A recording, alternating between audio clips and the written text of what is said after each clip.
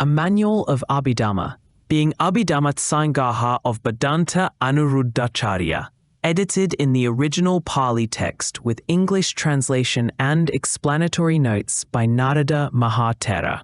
About this book, Abhidhamma is the higher teaching of the Buddha, sometimes referred to as the ultimate teaching, paramattha desanà.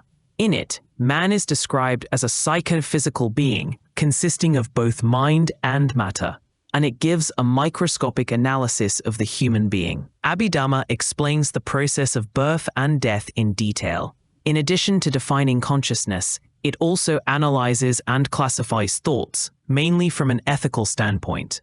Various types of consciousness are also set forth in detail as they arise through the 6 sense doors.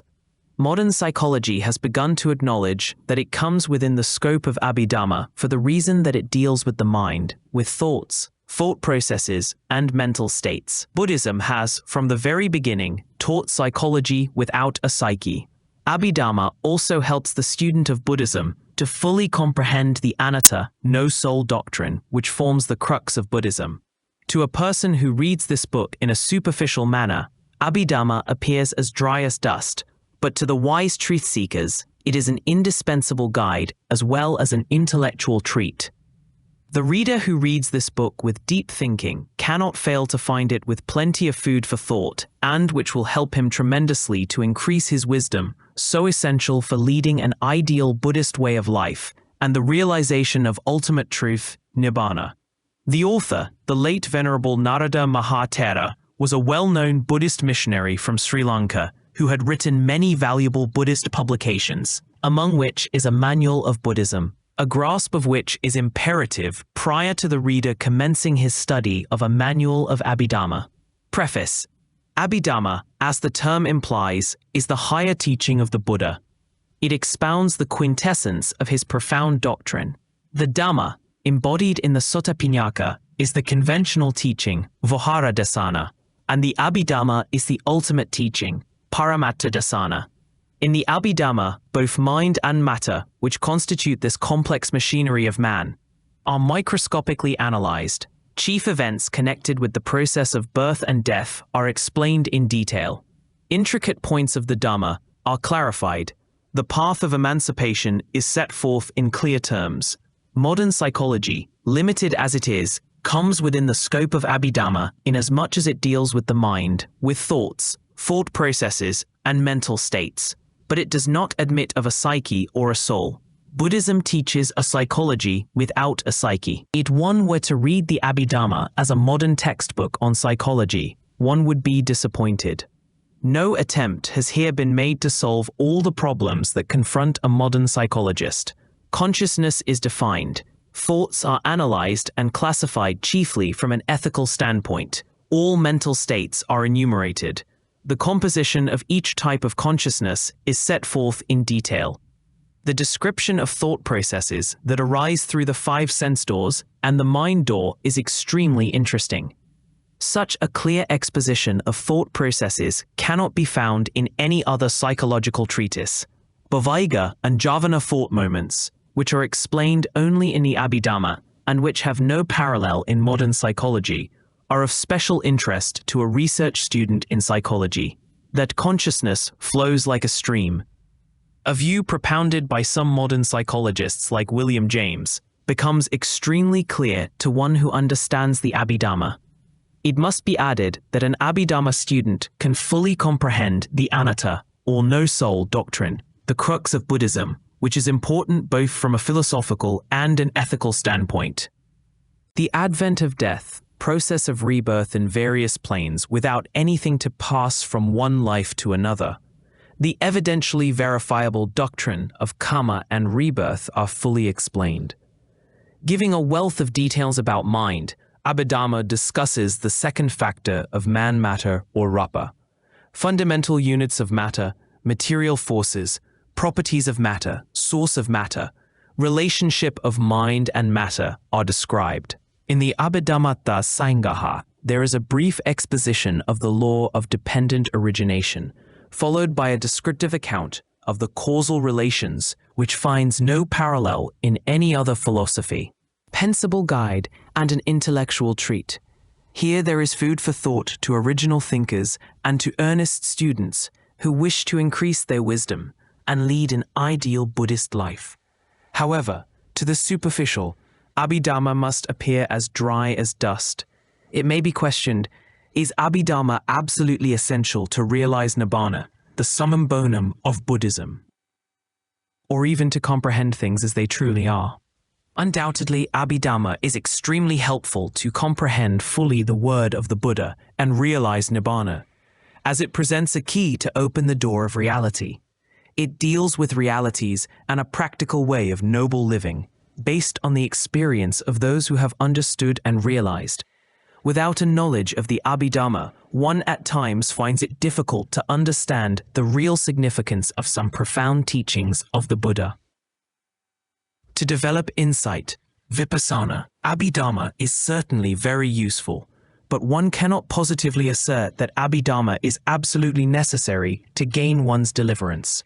Understanding or realization is purely personal, sandinghika. The four noble truths that form the foundation of the Buddha's teaching are dependent on this one-fathom body. The Dharma is not apart from oneself. Look within, seek thyself. Lo, the truth will unfold itself. Did not sorrow afflicted Panyakara, who lost her dear and near ones, realize Nibbàna, reflecting on the disappearance of water that washed her feet? Did not Kayapanthaka, who could not memorize a verse even for 4 months, attain arahantship by comprehending the impermanent nature of a clean handkerchief which he was handling, gazing at the sun? Did not Upatissa, later Venerable Sariputta Thera, realize Nibbàna on hearing half a stanza relating to cause and effect? To some, a fallen withered leaf had alone been sufficient to attain Pacceka Buddhahood. It was mindfulness on respiration, anapanasati, that acted as the basis for the bodhisattva to attain Buddhahood. To profound thinkers, a slight indication is sufficient to discover great truths. According to some scholars, Abhidhamma is not a teaching of the Buddha, but is a later elaboration of scholastic monks.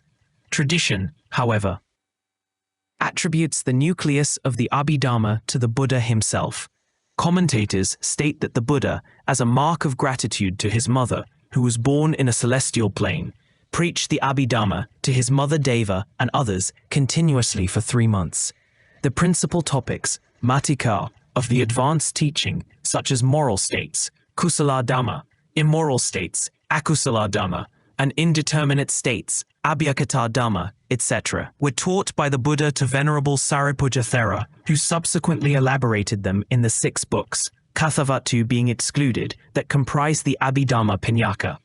Whoever the great author or authors of the Abhidhamma may have been, it has to be admitted that he or they had intellectual genius comparable only to that of the Buddha. This is evident from the intricate and subtle Paññāhana Pakarana, which minutely describes the various causal relations. It is very difficult to suggest an appropriate English equivalent for Abhidhamma. There are many technical terms, too, in Abhidhamma, which cannot be rendered into English so as to convey their exact connotation. Some English equivalents, such as consciousness, will, volition, intellect, perception, are used in a specific sense in Western philosophy. Readers should try to understand in what sense these technical terms are employed in Abhidhamma.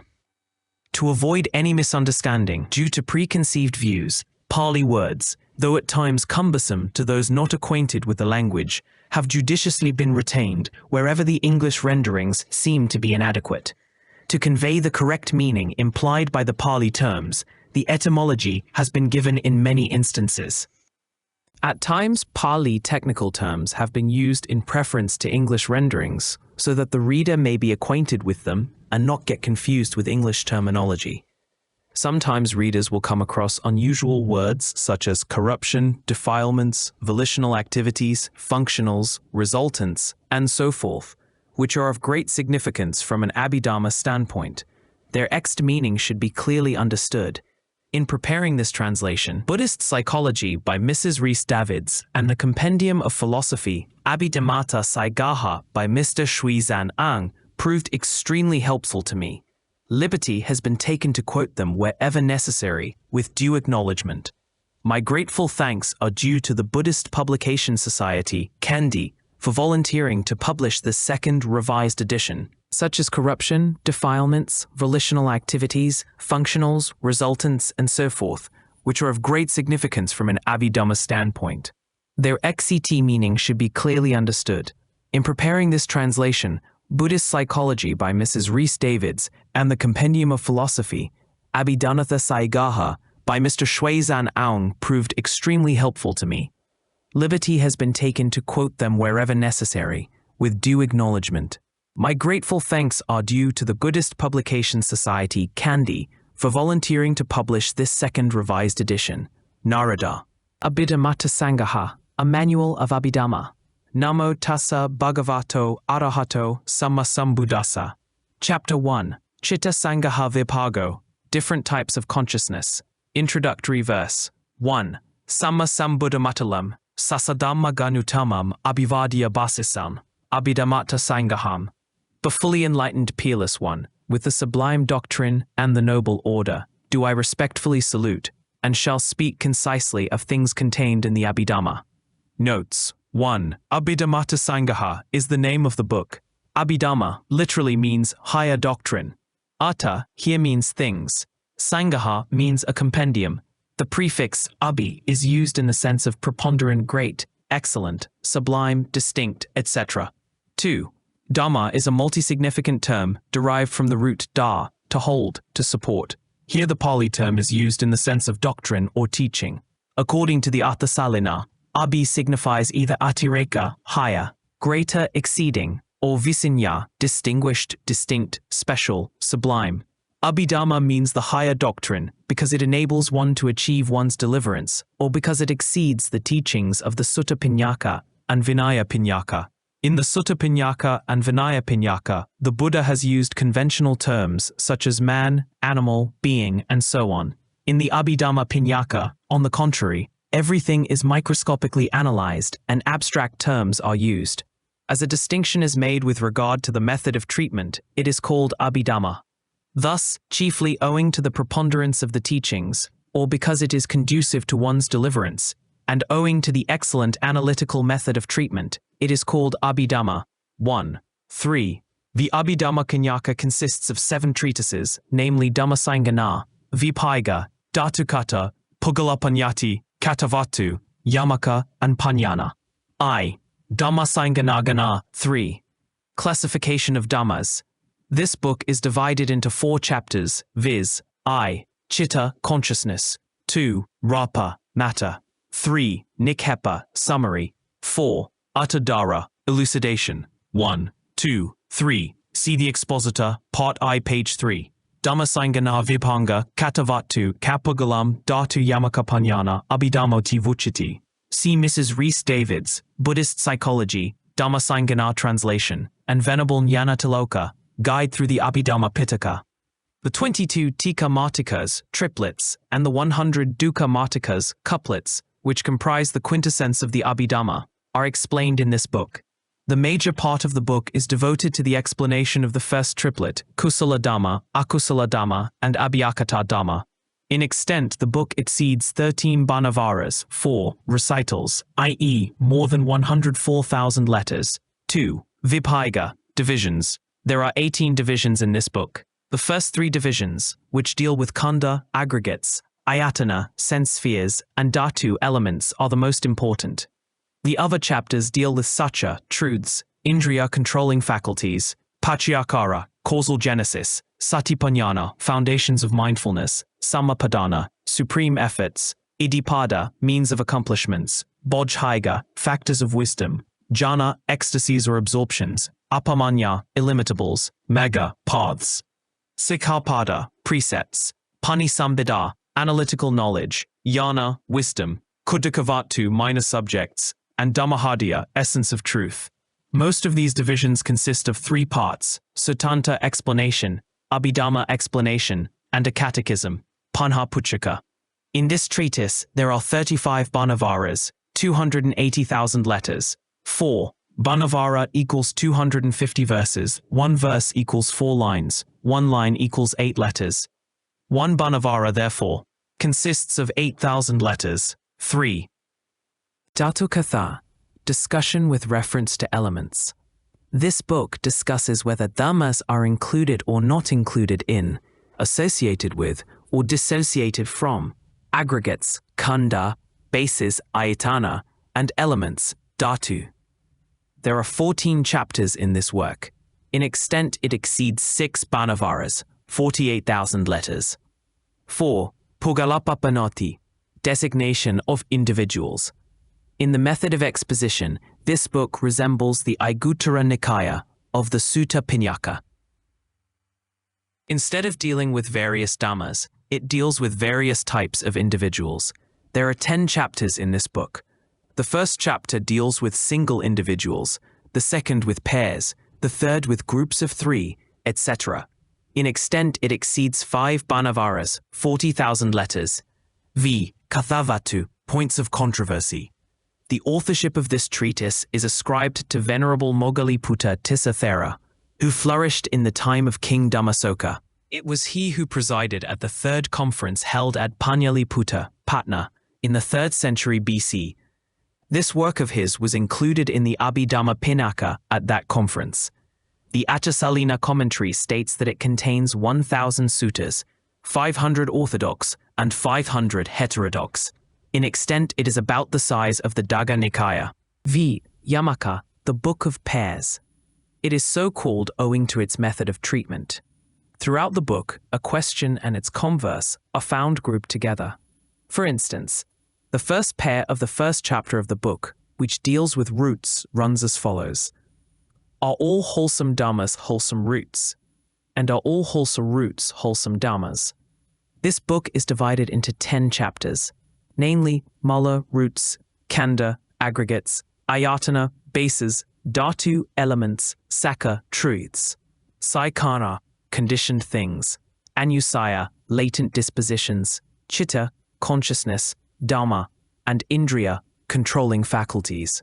In extent, it contains 120 banavaras, 960,000 letters.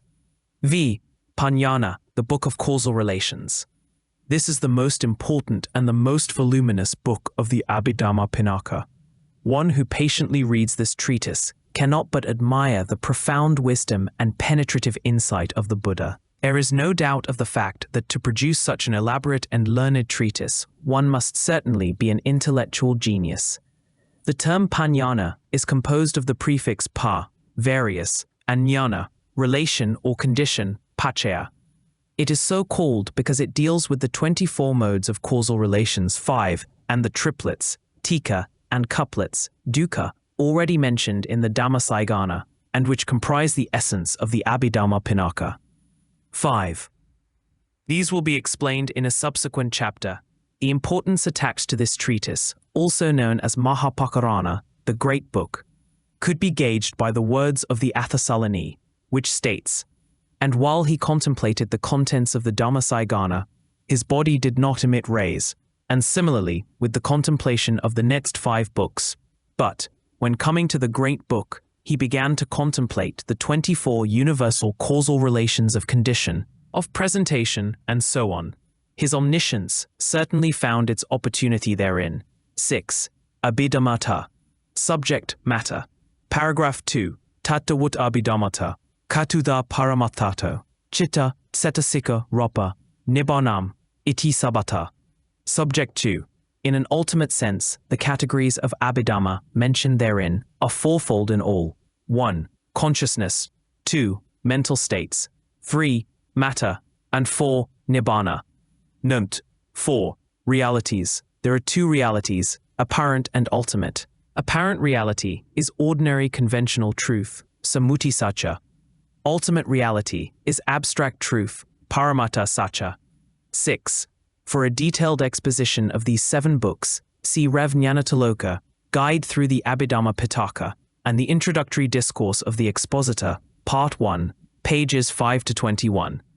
See also Buddhist Psychology, pages 135, 193, Relations, Encyclopedia of Religion and Ethics, and the editor's foreword to the Tikapanyana text. For instance, The smooth surface of the table we set is apparent reality. In an ultimate sense, the apparent surface consists of forces and qualities, or, in other words, vibrations.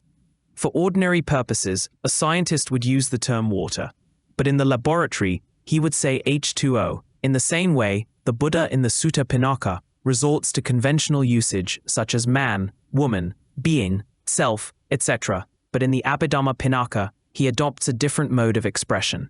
Here he employs the analytical method and uses abstract terms such as aggregates, khanda, elements, dhatu, bases, ayatana, etc. The word paramattha is of great significance in Abhidhamma.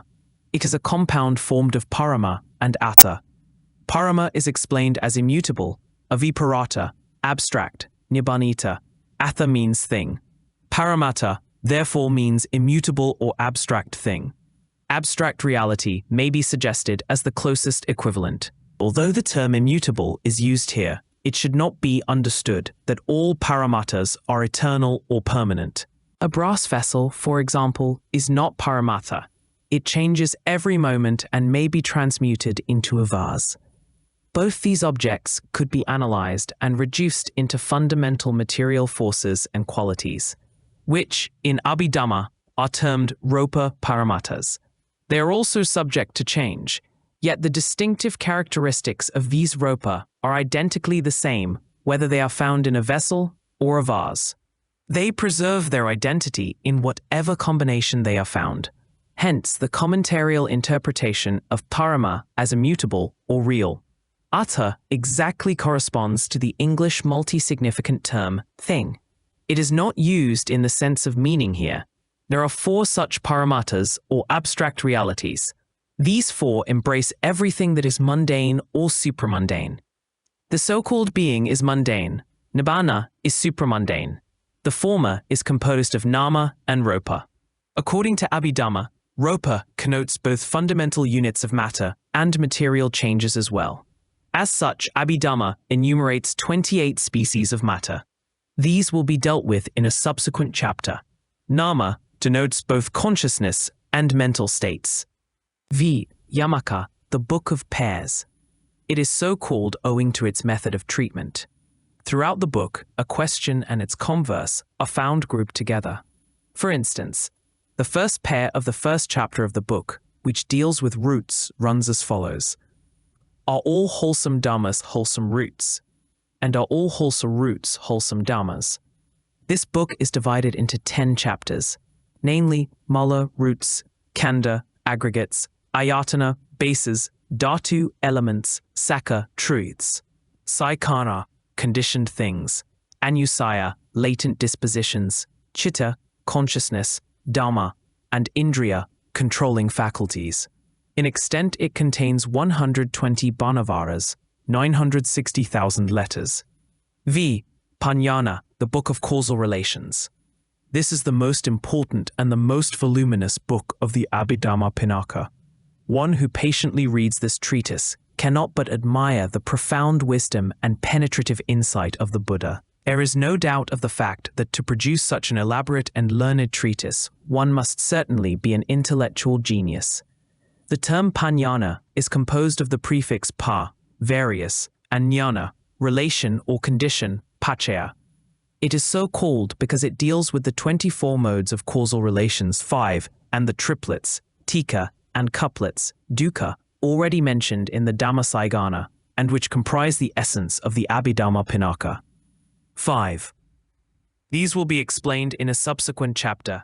The importance attached to this treatise, also known as Mahapakarana, the Great Book, could be gauged by the words of the Athasalani, which states, "And while he contemplated the contents of the Dhammasaigana, his body did not emit rays, and similarly with the contemplation of the next 5 books.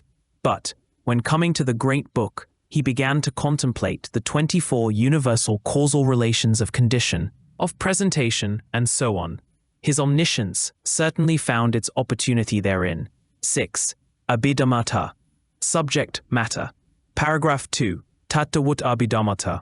Katudha paramattato. Chitta, cetasika, rupa, nibbānam, iti sabata. Subject 2. In an ultimate sense, the categories of Abhidhamma mentioned therein are fourfold in all.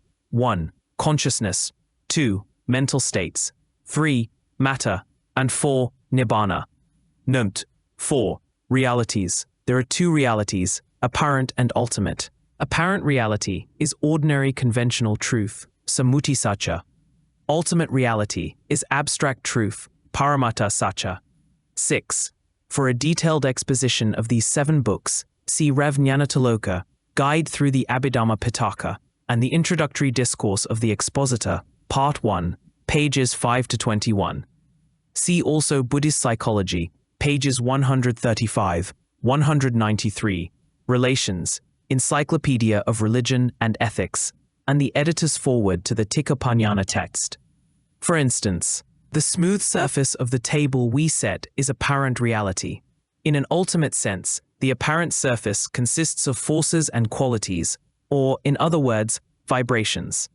For ordinary purposes, a scientist would use the term water, but in the laboratory, he would say H2O. In the same way, the Buddha in the Sutta Pinaka resorts to conventional usage such as man, woman, being, self, etc., but in the Abhidhamma Pinaka, he adopts a different mode of expression. Here he employs the analytical method and uses abstract terms such as aggregates, khanda, elements, dhatu, bases, ayatana, etc. The word paramattha is of great significance in Abhidhamma. It is a compound formed of parama and atta. Parama is explained as immutable, aviparata, abstract, nibbānita. Atha means thing. Paramattha therefore means immutable or abstract thing. Abstract reality may be suggested as the closest equivalent. Although the term immutable is used here, it should not be understood that all paramattas are eternal or permanent. A brass vessel, for example, is not paramattha. It changes every moment and may be transmuted into a vase. Both these objects could be analyzed and reduced into fundamental material forces and qualities, which, in Abhidhamma, are termed Rupa Paramattas. They are also subject to change, yet the distinctive characteristics of these Rupa are identically the same whether they are found in a vessel or a vase. They preserve their identity in whatever combination they are found. Hence the commentarial interpretation of parama as immutable or real. Atta exactly corresponds to the English multi-significant term thing. It is not used in the sense of meaning here. There are 4 such paramattas or abstract realities. These 4 embrace everything that is mundane or supramundane. The so-called being is mundane. Nibbāna is supramundane. The former is composed of nama and rupa. According to Abhidhamma, rupa connotes both fundamental units of matter and material changes as well. As such, Abhidhamma enumerates 28 species of matter. These will be dealt with in a subsequent chapter. Nama denotes both consciousness and mental states. The second chapter of this book deals with such mental states, cetasicas, which are 52 in number. One of these is vedana, feeling. Another is saññā, perception. The remaining 50 are collectively called saṅkhāra, mental states. The receptacle of these mental properties is vedana, consciousness, which is the subject matter of this present chapter. According to the above analysis, the so-called being is composed of 5 groups or aggregates: pankakanda, rupa, matter, vedana, feeling, saññā, perception, saṅkhāra, mental states, and vedana, consciousness. Consciousness, mental states, with the exception of 8 types of supramundane consciousness and their adjuncts, and matter are mundane, lokiya, and nibbāna is supramundane, lokuttara. The supramundane Nibbāna is the only absolute reality, which is the summum bonum of Buddhism. The other 3 are called realities in that they are things that exist, vijamana dhamma. Besides, they are irreducible, immutable, and abstract things. They deal with what is within us and around us. The first paramattha or reality is citta. It is derived from the root chitti, to think. According to the commentary, citta is that which is aware of chinteti, vijanati, an object. It is not that which thinks of an object as the term implies. From an Abhidhamma standpoint, citta may better be defined as the awareness of an object, since there is no agent like a soul. Citta, cetta, chittumpada, nama, mana, vijnana are all used as synonymous terms in Abhidhamma. Hence, from the Abhidhamma standpoint, no distinction is made between mind and consciousness. When the so-called being is divided into its two constituent parts, nama, mind, is used. When it is divided into 5 aggregates, pancakanda, vedana is used. The term chitta is invariably employed while referring to different classes of consciousness. In isolated cases, in the ordinary sense of mind, both terms chitta and mana are frequently used. 7. Mr. Ong writes in his introduction to the compendium, page 2. The grammarian's definition of the term chitta, mind, is aramana chinteti, titta, thought equals thinking of an object. Here the word chinteti is used in its most comprehensive sense of vijanati, to know. Mind is then ordinarily defined as that which is conscious of an object. From this definition, we get our definition of vijnana, consciousness. Consciousness may therefore be tentatively defined as the relation between aramanika, subject, and aramana, object. See compendium, page 234. There is no reason why such a distinction should be made between chitta and vijnana. The other 3 paramattas will be dealt with in their due places, chitubida, chittani. The 4 classes of consciousness, section 3. Tatta, chittani tava katubidam hoti, kamavachara, ropavachara, arupavachara, lokatara, chati. Section 3. Of them, consciousness, first, is fourfold, namely, consciousness pertaining to the sensuous sphere. Second, consciousness pertaining to the form sphere. Third, consciousness pertaining to the formless sphere. And fourth, supramundane consciousness. Notes. 5. Karma is either subjective sensual craving or sensuous objects, such as forms, sound, odor, taste, and contact. By karma is also meant the 11 different kinds of sentient existence, namely, the 4 states of misery, apaya, human realm, manusaloka, and the 6 celestial realms, saga. Avakara means that which moves about or that which frequents. Kamavachara, therefore, means that which mostly moves about in the sentient realm. That which pertains to the senses and their corresponding objects. As a rule, these types of consciousness arise mostly in the aforesaid sentient existence. They are found in other spheres of life as well, when objects of sense are perceived by the mind. 6. Rapavakara, arapavakara respectively mean either that which pertains to rapa and arapa jhanas, ecstasies, or that which mostly moves about in the rapa and arapa planes. Rapalokas are planes where those who develop rapa jhanas are born. A question now arises: why are these distinguished as rapalokas when there are subtle material bodies, rapa, in heavenly planes too? The commentarial explanation is that because beings are born in these planes by developing jhanas based mainly on rapa kasyas, material objects of concentration, such as earth, water, fire, etc. Arapalokas are planes without material bodies. By the power of meditation, only the mind exists in these planes. Ordinarily, both mind and body are inseparable, but by willpower, under exceptional circumstances, they could be separated. Just as it is possible to suspend a piece of iron in air by some magnetic force. 7. Loka plus uttara equals lokatara. Here, loka means the 5 aggregates. Uttara means above, beyond, or that which transcends. It is the supramundane consciousness that enables one to transcend this world of mind-body. The first 3 classes of consciousness are called lokiya, mundane. The second chapter of this book deals with such mental states, cetasikas, which are 52 in number. One of these is vedana, feeling. Another is sanya, perception. The remaining 50 are collectively called sankhara, mental states.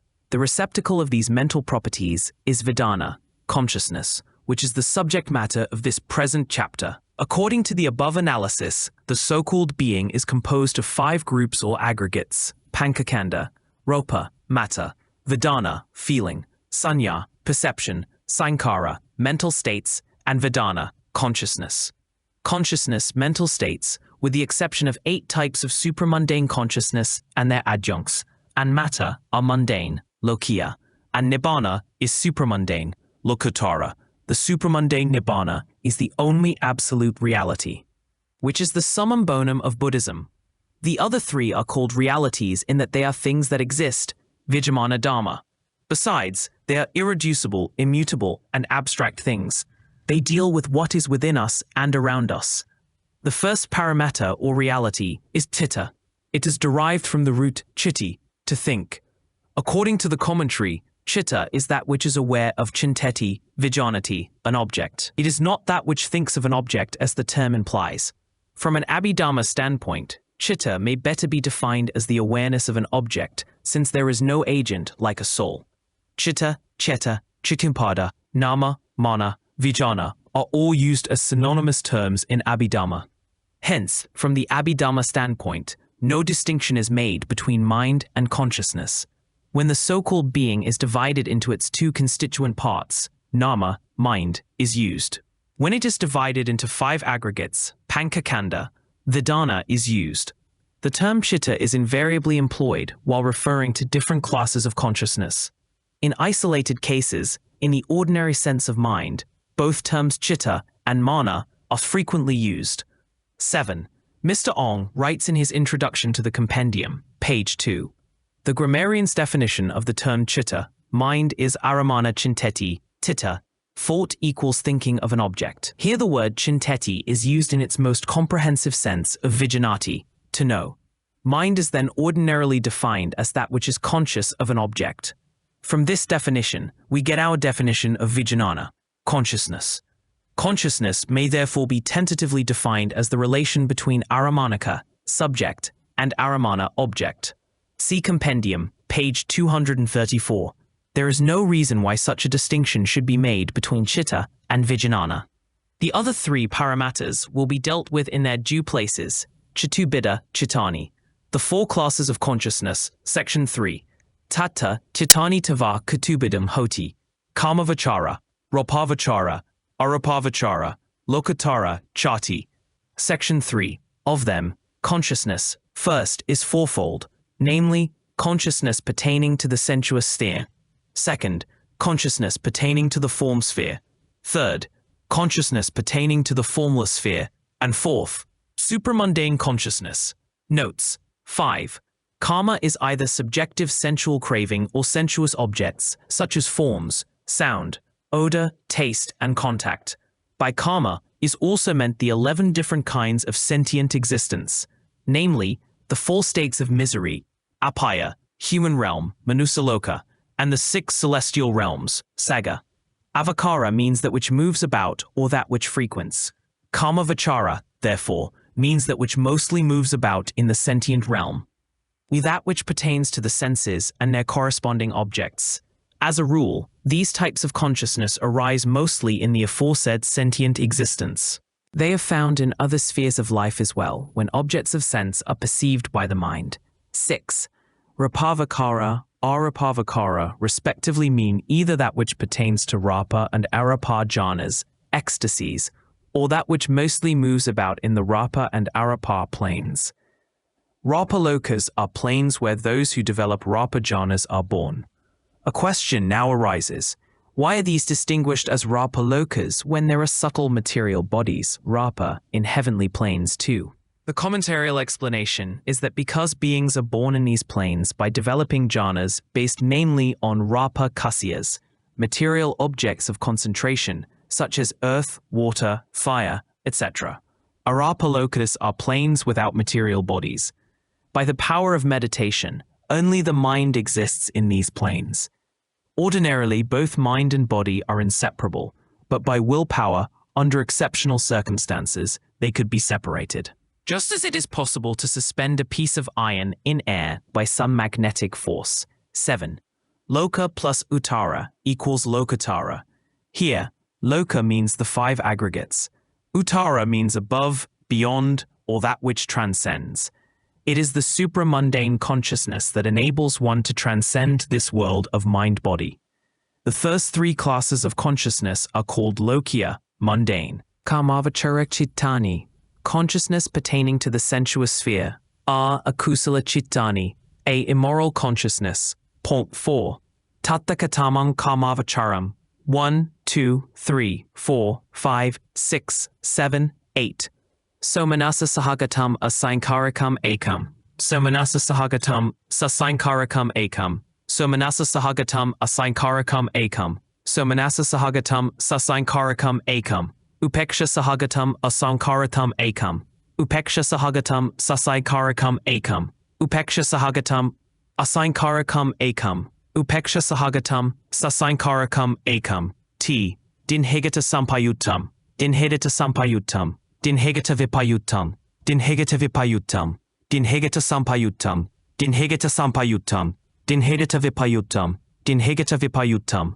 Imani anyapi loba sahagata chittani nama. 9. Panhiga sampayuttam. Domanasa sahagatam. Asankarikam ekam. Domanasa sahagatam. Panhiga sampayuttam. Sasankarikam ekam. Dintwepi panheda sampayutta chittani nama. Unquote. 11. Upeksha sahagatam. Dhisikitsha sampayuttam ekam. 12. Upeksha sahagatam uddacha sampayuttam ekam. Imani dwepi mamoha chittani nama. Iksevaun sabatapi dwadasa kusala chittani samattani. Anyaha loba malani dosa malani ti dwadasa kusalasiyu. Point 4. Amongst them, what is kamavachara? Point 5. Consciousness rooted in attachment. 1. One consciousness, unprompted, accompanied by pleasure, and connected with wrong view. 2. One consciousness prompted, accompanied by pleasure, and connected with wrong view. 3. One consciousness unprompted, accompanied by pleasure, and disconnected with wrong view. 4. One consciousness prompted, accompanied by pleasure, and disconnected with wrong view. 5. One consciousness unprompted, accompanied by indifference, and connected with wrong view. 6. One consciousness prompted, accompanied by indifference, and connected with wrong view. 7. One consciousness unprompted, accompanied by indifference, and disconnected with wrong view. 8. One consciousness prompted, accompanied by indifference, and disconnected with wrong view. These 8 types of consciousness are rooted in attachment. Consciousness rooted in ill will or aversion. 9. One consciousness unprompted, accompanied by displeasure, and connected with ill will. 10. One consciousness prompted, accompanied by displeasure, and connected with ill will. These 2 types of consciousness are connected with ill will. Consciousness rooted in delusion or ignorance. 11. One consciousness accompanied by indifference and connected with doubts. 12. One consciousness accompanied by indifference and connected with restlessness. These 2 types of consciousness are rooted in sheer ignorance. Thus end, in all, the 12 types of immoral consciousness. Summary. 8 are rooted in attachment, 2 in ill will, and 2 in ignorance. Thus there are 12 types of immoral consciousness. Notes. 8. 4 classes of consciousness: akusala, kusala, vipaka, kiriya. In the previous section, consciousness was broadly classified under 4 divisions according to the planes in which it is experienced. With respect to its nature, it divides itself into 4 classes. Some types of consciousness are immoral, akusala, because they spring from attachment, lobha; aversion or ill will, paññika; and ignorance, moha. Opposed to them are the moral types of consciousness, kusala, because they are rooted in non-attachment or generosity, alobha; goodwill, adosa; and wisdom, amoha. The former are unwholesome as they produce undesirable effects, aniññā vipaka. The latter are wholesome as they produce desirable effects, iññā vipaka. Both kusala and akusala chittas constitute what, in Pali, are termed kamma. Those types of consciousness that arise as the inevitable results of these kusala and akusala cittas are called vipaka, resultant chittas. It should be understood that both kamma and vipaka are purely mental. The 4th type of consciousness is called kiriya, which, for want of a better term, is rendered by karmically ineffective, inoperative, or functional. 9. 3 roots. Mala. Lobha, dosa, and moha are the 3 roots of evil. Their opposites are the roots of good. Lobha, from logarithm lub, to cling or attach itself, may be rendered by attachment or clinging. Some scholars prefer greed. Craving is also used as an equivalent of lobha. In the case of a desirable object of sense, there arises, as a rule, clinging or attachment. In the case of an undesirable object, ordinarily there is aversion. In Pali, such aversion is termed dosa or panyiga. Dosa is derived from vertical dus, to be displeased. Panyiga is derived from pani, against, and tretical ga, han, to strike, to contact. Ill will, hatred are also suggested as equivalents of panyiga. Moha is derived from vertical mukh, to delude. It is delusion, stupidity, bewilderment. It is moha that clouds an object and blinds the mind. Sometimes moha is rendered by ignorance. According to the Abhidhamma, moha is common to all evil. Lobha and dosa do not arise alone, but always in combination with moha. Moha, on the other hand, does arise singly, hence the designation moha, intense delusion. Diametrically opposed to the above three roots are the roots of kusala. They not only indicate the absence of certain evil conditions, but also signify the presence of certain positive good conditions. Alobha does not merely mean non-attachment, but also generosity. Adosa does not merely mean non-anger or non-hatred, but also goodwill or benevolence or loving-kindness, metta.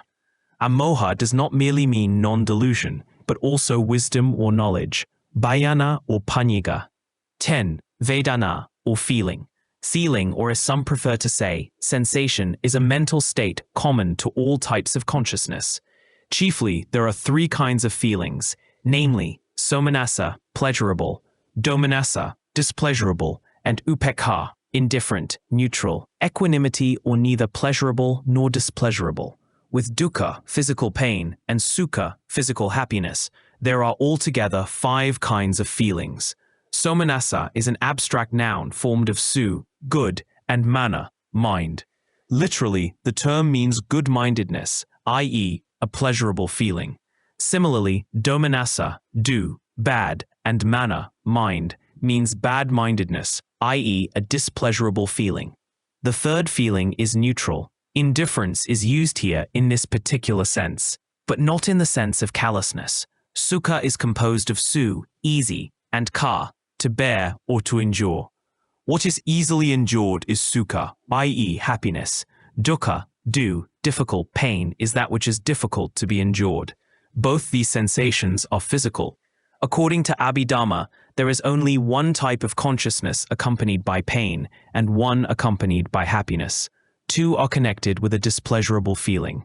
Of the 89 types of consciousness, in the remaining 85 are found either a pleasurable feeling or a neutral feeling.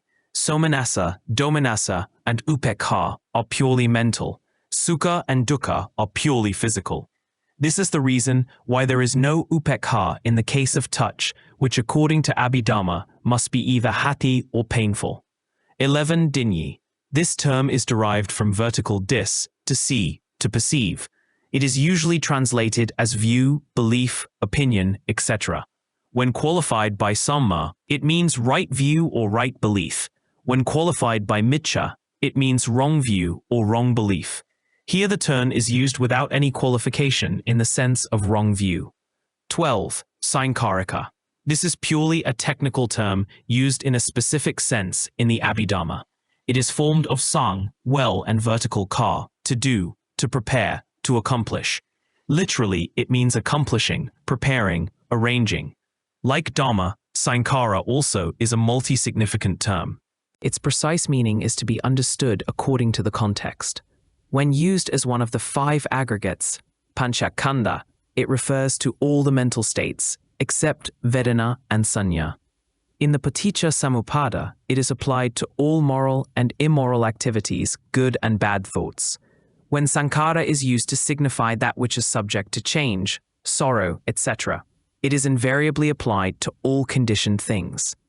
In this particular instance, the term is used with sa equals ko and a equals un. Sa sankharika, literally with effort, is that which is prompted, instigated, or induced by oneself or by another. Asankharika, literally without effort, is that which is thus unaffected but done spontaneously.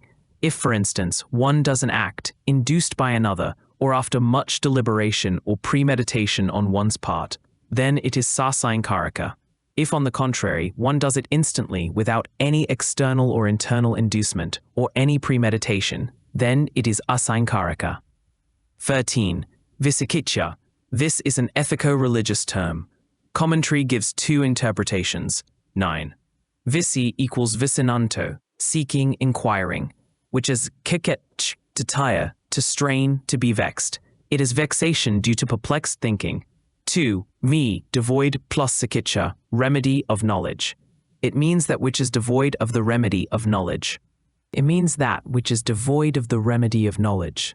Both these interpretations indicate a perplexed or undecided frame of mind. Doubt, perplexity, skepticism. 9. Vicikicca is the inability to decide anything definitely that it is as such. Buddhaghosa, Majjhima Nikaya Commentary. Indecision are used as the closest English equivalents. Reasoning or investigation for the sake of understanding the truth is not discouraged in Buddhism, nor is blind faith advocated in Buddhism. 14. Uddhacca. This is formed of u equals over and square root thu, to tremble, to get excited. Literally, it means overexcitement or rousing up. A confused, restless state of mind is meant here. It is the antithesis of one-pointedness. Affasalini explains uddhacca as disquietude, mental distraction or confusion. 15. Kusala and akusala. This section deals with akusala types of consciousness. Akusala is the direct opposite of kusala.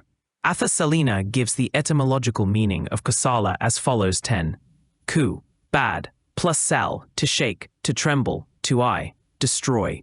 That which shakes off, destroys evil or contemptible things is kusala. 2. Kusa plus lu, to cut. Kusa is from ku, bad, and sai, to lie. That which lies contemptibly is kusa, vice. Kusala is that which cuts off vice. Thirdly, ku, evil, bad, plus su, to reduce. Indecision are used as the closest English equivalents. Reasoning or investigation for the sake of understanding the truth is not discouraged in Buddhism, nor is blind faith advocated in Buddhism. 14. Uddhacca. This is formed of u equals over and square root thu, to tremble, to get excited. Literally, it means overexcitement or rousing up. A confused, restless state of mind is meant here. It is the antithesis of one-pointedness. Affasalini explains uddhacca as disquietude, mental distraction or confusion. 15. Kusala and akusala. This section deals with akusala types of consciousness. Akusala is the direct opposite of kusala. Affasalina gives the etymological meaning of kusala as follows. 10. Ku, bad, plus sal, to shake, to tremble. 2. I, destroy. That which shakes off, destroys evil or contemptible things is kusala. 2. Kusa plus lu, to cut. Kusa is from ku, bad, and sai, to lie. That which lies contemptibly is kusa, vice. Kusala is that which cuts off vice. Thirdly, ku, evil, bad, plus su, to reduce. Judging from the various meanings attached to the term, kusala may be interpreted as wholesome or moral. Some scholars prefer skillful. Akusala would therefore mean unwholesome or immoral. Kusala and akusala correspond to good and bad, right and wrong respectively. How are we to assess whether an action is kusala or akusala? What is the criterion of morality? 13. In short, what is connected with the three roots of evil is akusala. What is connected with the three roots of good is kusala. As a seed sown on fertile soil germinates and fructifies itself, sooner or later, according to its own intrinsic nature, even so, kusala and akusala actions produce their due desirable and undesirable effects. They are called vipaka. 17. Kiriya, or kriya, literally, means action. Here, kiriya is used in the sense of ineffective action. Kamma is causally effective. Kiriya is causally ineffective. Good deeds of Buddhas and Arahants are called kiriya because kamma is not accumulated by them, as they have gone beyond both good and evil. In Abhidhamma, vipaka and kiriya are collectively called abhyakata, indeterminate, that which does not manifest itself in the way of an effect. The former is abhyakata, because it is an effect in itself, the latter, because it does not produce an effect. Illustrative examples for the 12 different types of immoral consciousness. Attachment. 18. 1, 2, 3, 4. With joy, a boy instantly steals an apple, viewing no evil thereby. Prompted by a friend, a boy joyfully steals an apple, viewing no evil thereby. The same illustration serves for the third and fourth types of consciousness, with the difference that the stealing is done without any false view. 5, 6, 7, 8. The remaining 4 types of consciousness are similar to the above, with the difference that the stealing is done with a neutral feeling. Ill will. 9. With hatred, one murders another without any premeditation. 10. With hatred, one murders another after premeditation. 19. Killing. According to Abhidhamma, killing is invariably done with ill will or aversion. Prompted by whatever motive, one, as a rule, kills with a thought of ill will. Where there is ill will, paniha, there is displeasure, domanassa. Where there is displeasure, there is ill will in a subtle or gross way.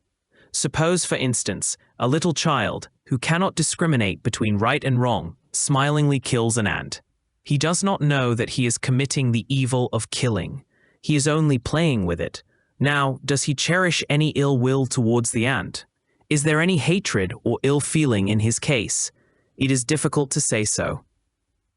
What type of consciousness does he experience at that moment? It cannot be the 9th and 10th types, because he innocently does it with joy, fondling the object. Could it be the 3rd type of consciousness, rooted in lobha? An adult who kills the sport does experience the 9th or 10th type of consciousness. There is ill feeling at the moment of killing. What about vivisection? A scientist may vivisect without the least compunction. Its chief motive may be scientific investigation for consequent alleviation of suffering. Yet, there is the thought of killing. Does one experience ill will when one kills a wounded animal with the object of putting an end to its suffering? Moved by compassion, one may do so. Yet there is ill will at the moment of killing, because there is a certain kind of aversion towards the object. If such an action is morally justifiable, could one object to the wholesale destruction of patients suffering from acute chronic incurable diseases? It was stated above that there is ill will where there is displeasure. When, for instance, one feels sorry for having failed in an examination, does one harbor ill will at that time? If one reflects on the meaning of the term panyaga, the answer will become clear. There is no doubt a subtle kind of aversion over the unpleasant news. It is the same in the case of a person who weeps over the death of a dear one, because it is an unwelcome event. Anagamas and arahants never feel sorry nor grieve, because they have eradicated panyaga or dosa, hatred or ill will. Great was the lamentation of Venerable Anatta, who was a Sotapanna saint, on the passing away of the Buddha. But arahants and anagamas, like Venerable Kassapa and Anuruddha, practiced perfect equanimity without shedding a tear. 20. Ignorance. 11. A person doubts the existence of the Buddha or the efficacy of the Dharma, owing to his stupidity. 12. A person is distracted in mind, unable to concentrate on an object. As these 2 types of consciousness are feeble, due to stupidity or dullness of mind, the accompanied feeling is neither pleasurable nor displeasurable, but neutral. 21. The 10 kinds of akusala, evil, in relation to the 12 types of immoral consciousness. There are 10 kinds of evil committed through deed, word, and thought. Deed. 1. Killing, paramattha. 2. Stealing, adinadana. 3. Sexual misconduct, kamesumicachara. Word. 4. Lying, musavada. 5. Slandering, pisuinavacha. 6. Harsh speech, pharusavacha. 7. Vain talk, samfathalapa. Thought. 8. Covetousness, abhijja. 9. Hatred, vyapada. And 10. False view, michadini. 14. All these akusalas are committed by the aforementioned 12 types of akusala consciousness. Killing is generally done by the 9th and 10th types of consciousness. Stealing is generally done with the first 8 types of consciousness. Sexual misconduct is committed with the first 8 types of consciousness. 14. A. Denying the result of karma, nattika dinyi. B. Denying both the cause and the result, ahetuka, and C. Denying karma, akariya dinyi. These constitute wrong views. Theft may be committed with a hateful thought too. In such a case, there is the possibility of stealing with the 9th and 10th types of consciousness. Lying may be uttered with the first 10 types of consciousness, and so is slandering. Harsh speech is uttered with the 9th and 10th types of consciousness. Vain talk may spring from the first 10 types of consciousness. Covetousness springs from the first 8 types of consciousness. Hatred springs from the 9th and 10th types of consciousness. False views spring from the 1st, 2nd, 5th, and 6th. Eradication of the akusala chittas by the 4 classes of Aryan disciples. A Sotapanna, stream winner, eradicates the 1st, 2nd, 5th, 6th, and 11th types of consciousness, as he has destroyed the 2 fetters, Sakayadi Nihi, self-illusion, and Vichikicha, doubts. A Sakadagami, once returner, who has attained the 2nd stage of sainthood, weakens the potentiality of the 9th and 10th types of consciousness, because he has only attenuated the 2 fetters, Kamaraga, sense desire, and Kanyuga, hatred, and Anagamai, never returner, who has attained the 3rd stage of sainthood, eradicates the above 2 types of consciousness, as he has completely destroyed the said 2 fetters. An arahant does not give rise to any of the 12 akusala chittas, as he has eradicated the remaining 5 fetters too, namely raparaga, attachment to rapa jhanas and form spheres, araparaga, attachment to arapa jhanas and formless spheres, mana, conceit, udacha, restlessness, and avidya, not knowingness or ignorance. Salabhata paramasa, indulgence in wrongful rites and ceremonies, one of the 10 fetters, not mentioned above, is eradicated by a sotapanna. Ahetuka chittani, 18. Akusala vipaka chittani, a reference 5, 1. Vipiksha sahagatang chaklu vinayam, tatha, 2. Sota vinayam, 3. Gana vinayam, 4. Jivha vinayam, 5. Dukkha sahagatang, kaya vinayam, 6. Upeksha sahagatang, sampanichana chitta, 7. Upeksha sahagatang, santarana chittaitsi. Imani sattapi, akusala vipaka chittani, nama. Kusala vipaka hetaka chittani, 8. Upeksha sahagatang kusala vipaka chakku vinayam, tatha, 9. Sota vinayam, 10. Gana vinayam, 11. Jivha vinayam, 12. Sukha sahagatang kaya vinayam, 13. Upeksha sahagatang sampanichana chitta, 14. Somanasa sahagatang samtarana chitta, 15. Upeksha sahagatang samtarana chittaitsi. Imani atya pi kusala vipaka hetaka chittani, nama. Ahetuka kirya chittani, 16. Upeksha sahagatang panavrona, chitta. Somanasa sahagatang hasitupada kinta, si. Imani toi pi ahetuka, kirya chittani, nama. Ichavan sabbhatha pi anyasasitika chittani. Sattakusala pakani, pesyachi chittani. Satwam paya pp, phrase 8. Types of rootless consciousness without roots. 5. Eye consciousness, accompanied by indifference. So are 2. Ear consciousness, 3. Nose consciousness, 4. Tongue consciousness, 5. Body consciousness, accompanied by pain, 6. Receiving consciousness, accompanied by indifference, 7. Investigating consciousness, accompanied by indifference. These 7 are the immoral resultant types of consciousness. Moral resultant consciousness without roots. 8. Moral resultant eye consciousness, accompanied by indifference. So are 9. Ear consciousness, 10. Nose consciousness, 11. Tongue consciousness, 12. Body consciousness, accompanied by happiness, 13. Receiving consciousness, accompanied by indifference, 14. Investigating consciousness, accompanied by pleasure, 15. Investigating consciousness, accompanied by indifference. These 8 are the moral resultant types of consciousness without hetu. Functional consciousness without roots, 16. 5 sense door adverting consciousness, accompanied by indifference. So is 17. Mind door adverting consciousness. 18. Smile producing consciousness, accompanied by pleasure. These 3 are the functional types of consciousness without hetu. Thus end, in all, the 18 types of consciousness without hetu. Summary. 7 are immoral resultants. Moral resultants are 8-fold. 3 are functionals. Ahetukas are 18. Notes. 23. Hetu is usually rendered by causal condition. In the suttas, we often come across such phrases as ko hetu ko pachayo, what cause, what reason. In the Abhidhamma, both hetu and pachaya are differentiated and are used in specific senses. The term hetu is applied to the 6 roots explained above. Pachaya is an aiding condition, upakarika dhamma.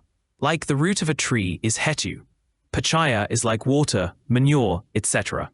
The aforesaid 18 classes of consciousness are called ahetuka because they are devoid of concomitant hetus, sampayutika hetu. It must be understood that even ahetuka chittas are not devoid of an efficient cause, nibbāna hetu. The remaining 71 classes of consciousness are called sahetuka, with roots. In 2, there is only one root. In 69, there are 2 or 3 roots. 24. Dvipakadhyana, 5 pairs of moral and immoral resultant consciousness are enumerated here. They are so called because they are dependent on the 5 senses. As they are comparatively weak, they are accompanied by neutral feeling, with the exception as body consciousness, which is accompanied by either pain or happiness. It should be noted that in the Abhidhamma, these 5 pairs of consciousness are sometimes referred to as dvipakadhyana. The 2 sampanīkshana chittas and pachadvaravajana chitta as mano dhatu, mind element. The rest, 76, as mano vijnana dhatu, mind consciousness element. 25. Sampanīkshana is that moment of consciousness which accepts or receives an object.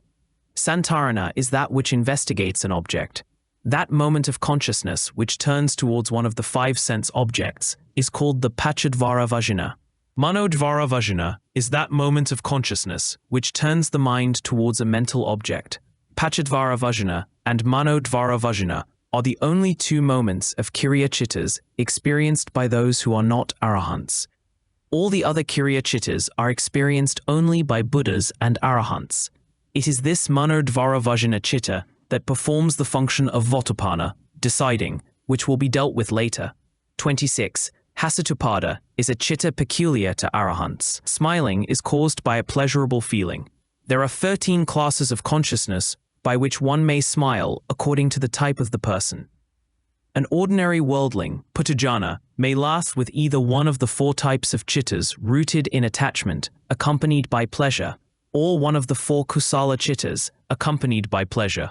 Sotapanas, sakadagamas, and anagamas may smile with one of the 2 akusala chittas, disconnected with false view. Accompanied by pleasure, or with one of the 4 kusala chittas, arahants and pacceka Buddhas may smile with one of the 4 sobhana kriya, 16, or hasatupada. Samma Sambuddhas smile with one of the 2 sobhana kriya chittas, accompanied by wisdom and pleasure. There is nothing but mere mirth in the Hasitupada consciousness. The Compendium of Philosophy states, there are 6 classes of laughter recognized in Buddhist works. 1. Sita, a smile manifesting itself in expression and countenance. 2. Hasita, a smile consisting in the slight movements of the lips, just enough to reveal the tips of the teeth. 3. Vihasita, laughter giving out a light sound. 4. Upahasita, laughter accompanied by the movement of the head, shoulders, and arms. 5. Apahasita, laughter accompanied by the shedding of tears. And 6. Atihasita, an outburst of laughter accompanied by the forward and backward movements of the entire body from head to foot. Laughter is thus a form of bodily expression, kayavinyatiti, which may or may not be accompanied by vocal expression, vakyavinyatiti. The first 2 classes are indulged in by cultured persons, the next 2 by the average man, and the last 2 by the lower classes of beings. 27. Thought process. The subject, the consciousness, receives objects from within and without. When a person is in a state of profound sleep, his mind is said to be vacant, or, in other words, in a state of bhavaiga. We always experience such a passive state when our minds do not respond to external objects. This flow of bhavaiga is interrupted when objects enter the mind.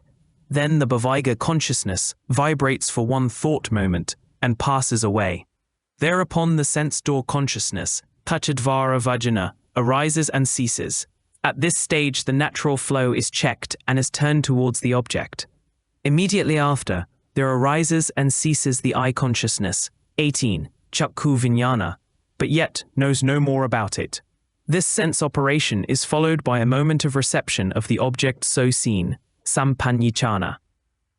Next comes the investigating faculty, Santarana, 19, or a momentary examination of the object so received. After this comes that stage of representative cognition, termed the determining consciousness, Vopthapana. Discrimination is exercised at this stage. Free will plays its part here. Immediately after, there arises the psychologically most important stage, impulsion or jhavana. It is at this stage that an action is judged, whether moral or immoral. Karma is performed at this stage. If viewed rightly, yoniso manasikara, the 18E is the object is a form, rapa. This consciousness depends on the 5 objects of sense. Jhavana becomes moral. If viewed wrongly, ayoniso manasikara, it becomes immoral. In the case of an arahant, this jhavana is neither moral nor immoral, but merely functional, kriya. This jhavana stage usually lasts for 7 thought moments, or at times of death, 5. The whole process, which happens in an infinitesimal part of time, ends with the registering consciousness, tad alambana, lasting for 2 thought moments, thus completing 1 thought process at the expiration of 17 thought moments, 20. The 3 kinds of bhavaiga consciousness are vipaka. They are either one of the 2 santarana chittas, accompanied by indifference, mentioned above, or one of the 8 sabhana vipaka chittas, described in section 6. Pachadvara Vajana is a kriya chitta. Pachaviññāna is one of the 10 moral and immoral vipaka chittas. Sampanyicana and Santarana are also vipaka chittas. The Manodvara Vajana, mind door consciousness, a kriya chitta, functions as the Vopthapana consciousness. One can use one's free will at this stage. The 7 jhavana thought moments constitute kama. The tad alambana is a vipaka chitta, which is one of the 3 santarana chittas, or one of the 8 sabhana vipaka chittas. Thus, in a particular thought process, there arise various thought moments, which may be kama, vipaka, or kriya. Stage thought process.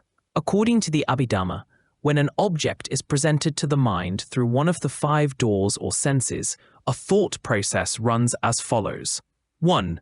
Atata bhavanga, past bhavanga. 2. Bhavanga chalana, vibrating bhavanga. 3. Bhavangupacheda, arrest bhavanga. 4. Tavaravajana, sense door consciousness. 5. Panchavinana, sense consciousness. 6. Sampanichana, receiving consciousness. 7. Santarana, investigating consciousness. 8. Votapana, determining consciousness. 9 to 14. Jhavana, impulses. 15 to 17.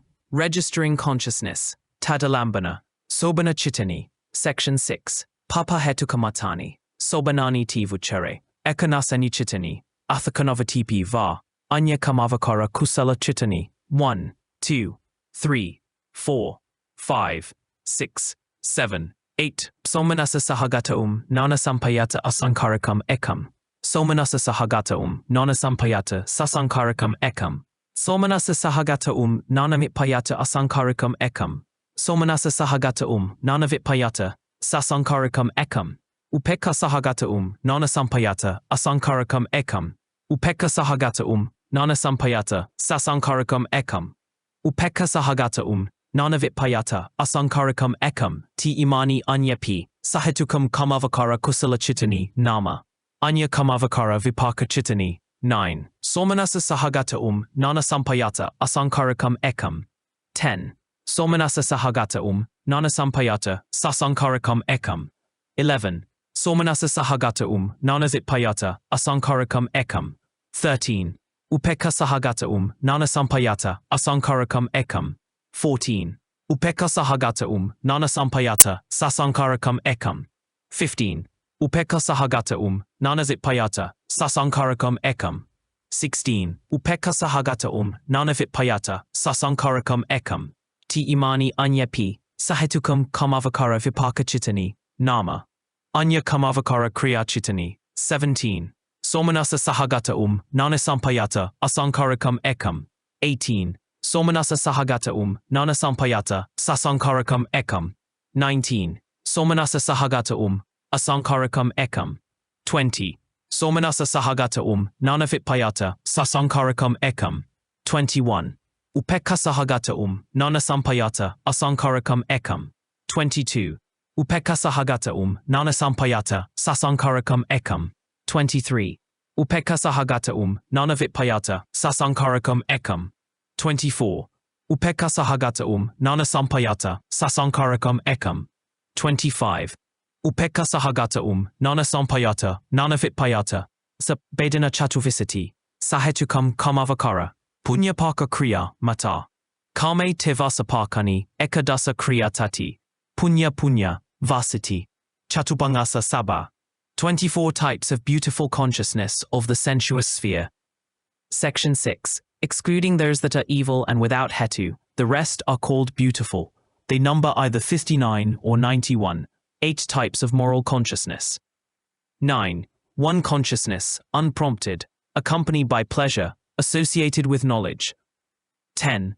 One consciousness, prompted, accompanied by pleasure, associated with knowledge. 11. One consciousness, unprompted, accompanied by pleasure, dissociated with knowledge. 12. One consciousness, prompted, accompanied by pleasure, dissociated with knowledge. 13. One consciousness, unprompted, accompanied by indifference, associated with knowledge. 14. One consciousness, prompted, accompanied by indifference, associated with knowledge. 15. One consciousness, unprompted, accompanied by indifference, dissociated with knowledge. 16. One consciousness, prompted, accompanied by indifference, dissociated with knowledge. These are the 8 types of resultant consciousness, with hetus, of the sensuous sphere, often called 8 types of functional consciousness. 17. One consciousness, unprompted, accompanied by pleasure, associated with knowledge. 18. One consciousness, prompted, accompanied by pleasure, associated with knowledge. 19. One consciousness, unprompted, accompanied by pleasure, dissociated with knowledge. 20. One consciousness, prompted, accompanied by pleasure, associated with knowledge. 21. One consciousness, unprompted, accompanied by indifference, dissociated with knowledge. 22. One consciousness, prompted, accompanied by indifference, associated with knowledge. 23. One consciousness, unprompted, accompanied by indifference, dissociated with knowledge. 24. One consciousness, prompted, accompanied by indifference, dissociated with knowledge. These are the 8 types of functional consciousness, with roots of the sensuous sphere. Unsealed, thus end, in all, the moral, resultant, functional types of consciousness, with hetus, of the sensuous sphere. Unsealed. Summary. The moral, resultant, and functional types of consciousness of the sensuous sphere, with hetus, which differ according to feeling, knowledge, and inducement, should be understood as 24. In the sensuous sphere, 23 are resultant, 20 moral and immoral, and 11 are functional, 54 in all. Notes: 28. Sobana, so called because they yield good qualities and are connected with blameless roots such as generosity, loving kindness, and knowledge. Komi. 29. Papa is that which leads to misery. Evil or bad is a better rendering than sin, which has a Christian outlook. 30. Hetuka. All the chittas that are to be described hereafter are called sahetukas, with roots opposed to the ahetukas of the foregoing section. Of the 24 Kamavakara Sobana chittas, 12 are connected with 2 good roots, generosity, alobha, and loving kindness, adosa. 12 with 3 good hetas, generosity, loving kindness, and knowledge, amoha. 31, 59 or 91. Kamavakara, 24. Ropavakara, 15. Arupavakara. 12. Lokutara. 8. When the 8 Lokutara Chittas are developed by means of each of the 5 Kusala Rupa jhanas, as will be explained at the end of this chapter, they total 40. Then 24 plus 15 plus 12 plus 40 equals 91. 32. Jnana is that which understands the reality, kami. Here, jnana is synonymous with wisdom, reason or knowledge. It is opposed to moha, ignorance, delusion or stupidity. 33. Asaikarika, unprompted. 23. According to the commentary, one does a good act on the spur of the moment without any particular inducement either from within or without, owing to physical and mental fitness, due to good food, climate, etc., and as a result of having performed similar actions in the past. 34. All good acts are done by one of these first 8 chittas. Their corresponding effects are the 8 resultant chittas. The 8 ahetuka vipaka chittas are also the due effects of these kusala chittas. It, therefore, follows that there are 16 vipaka chittas corresponding to 8 kusala chittas, whereas in the case of 12 akusala chittas, there are only 7 ahetuka vipaka chittas. The Buddhas and Arahants also experience all these 23 types of vipaka chittas as they are bound to reap the good and bad effects of their past actions till they die. But they do not experience the first 8 kusala chittas, as they do not accumulate fresh karma that has any reproductive power, since they have eradicated all fetters that bind oneself to existence.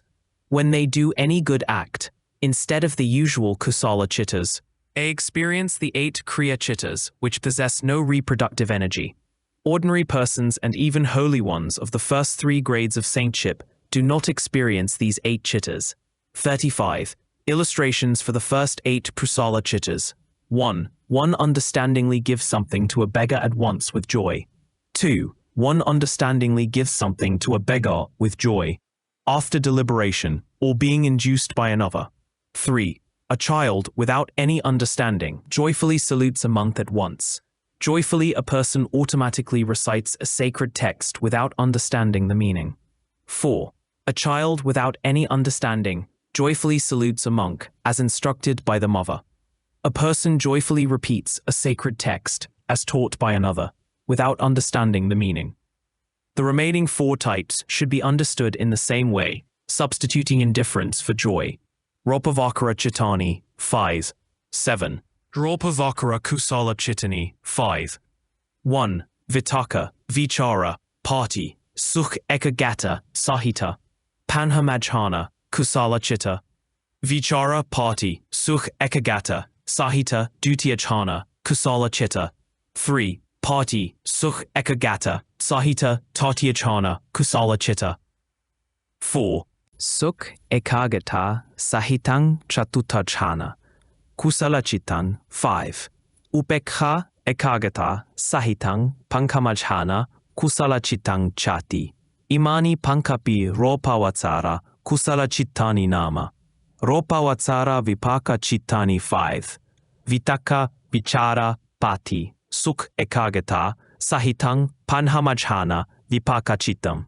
Vichara Pati, Sukh Ekagata, Sahitang Tutiyachana, Vipaka Chittam. 3. Pati, Sukh Ekagata, Sahitang Tatiyachana, Vipaka Chittam. Sukh Ekagata, Sahitang Chatuttajhana, Vipaka Chittam. 5. Upekha Ekagata, Sahitang Pankamajhana, Vipaka Chittang Chati.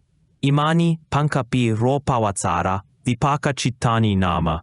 Ropawatsara Kriya Chittani. 5. Vitaka Vichara Pati, Sukh Ekagata, Sahitang Panhamajhana, Kriya Chittam. Vitakapi, Sukh Ekagata, Sahitang Tutiyajhana, Kriya Chittam. Pati, Sukh Ekagata, Sahitang Tatiyajhana, Kriya Chittam. Sukh Ekagata, Sahitang Chatuttajhana, Kriya Chittam. Upekha Ekagata, Sahitang Panhamajhana, Kriya Chittang Chati. Imani Pankapi, P. Ropawatsara, Kriya Chittani Nama. Icheva Sabbhathapi Paunarasa, Drapavachara Kusala, Vipaka, Kriya Chittani Samattani. Panchada Janabedena, Rapavachara Manasam, Punyapaka Kriyabeda, Tang Panchadasada Bhave. Form sphere consciousness. 15. Form sphere moral consciousness. 1. First jhana, moral consciousness together with initial application, sustained application, joy, happiness and one-pointedness. 2. Second jhana, moral consciousness together with sustained application, joy, happiness and one-pointedness. 3. Third jhana, moral consciousness together with joy, happiness and one-pointedness. 4. Fourth jhana, moral consciousness together with happiness and one-pointedness. 5. Fifth jhana, moral consciousness together with equanimity and one-pointedness. These are the 5 types of form sphere moral consciousness. Form sphere resultant consciousness. 5. First jhana resultant consciousness together with initial application, sustained application, joy, happiness and one-pointedness. 2. Second jhana resultant consciousness together with sustained application, joy, happiness and one-pointedness. 3. Third jhana resultant consciousness together with joy, happiness and one-pointedness. 4. Fourth jhana resultant consciousness together with happiness and one-pointedness. 5. Fifth jhana resultant consciousness together with equanimity and one-pointedness. These are the 5 types of jhana resultant consciousness.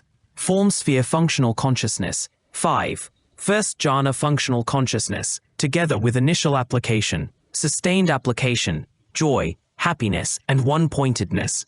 2. Second jhana functional consciousness together with sustained application, joy, happiness and one-pointedness.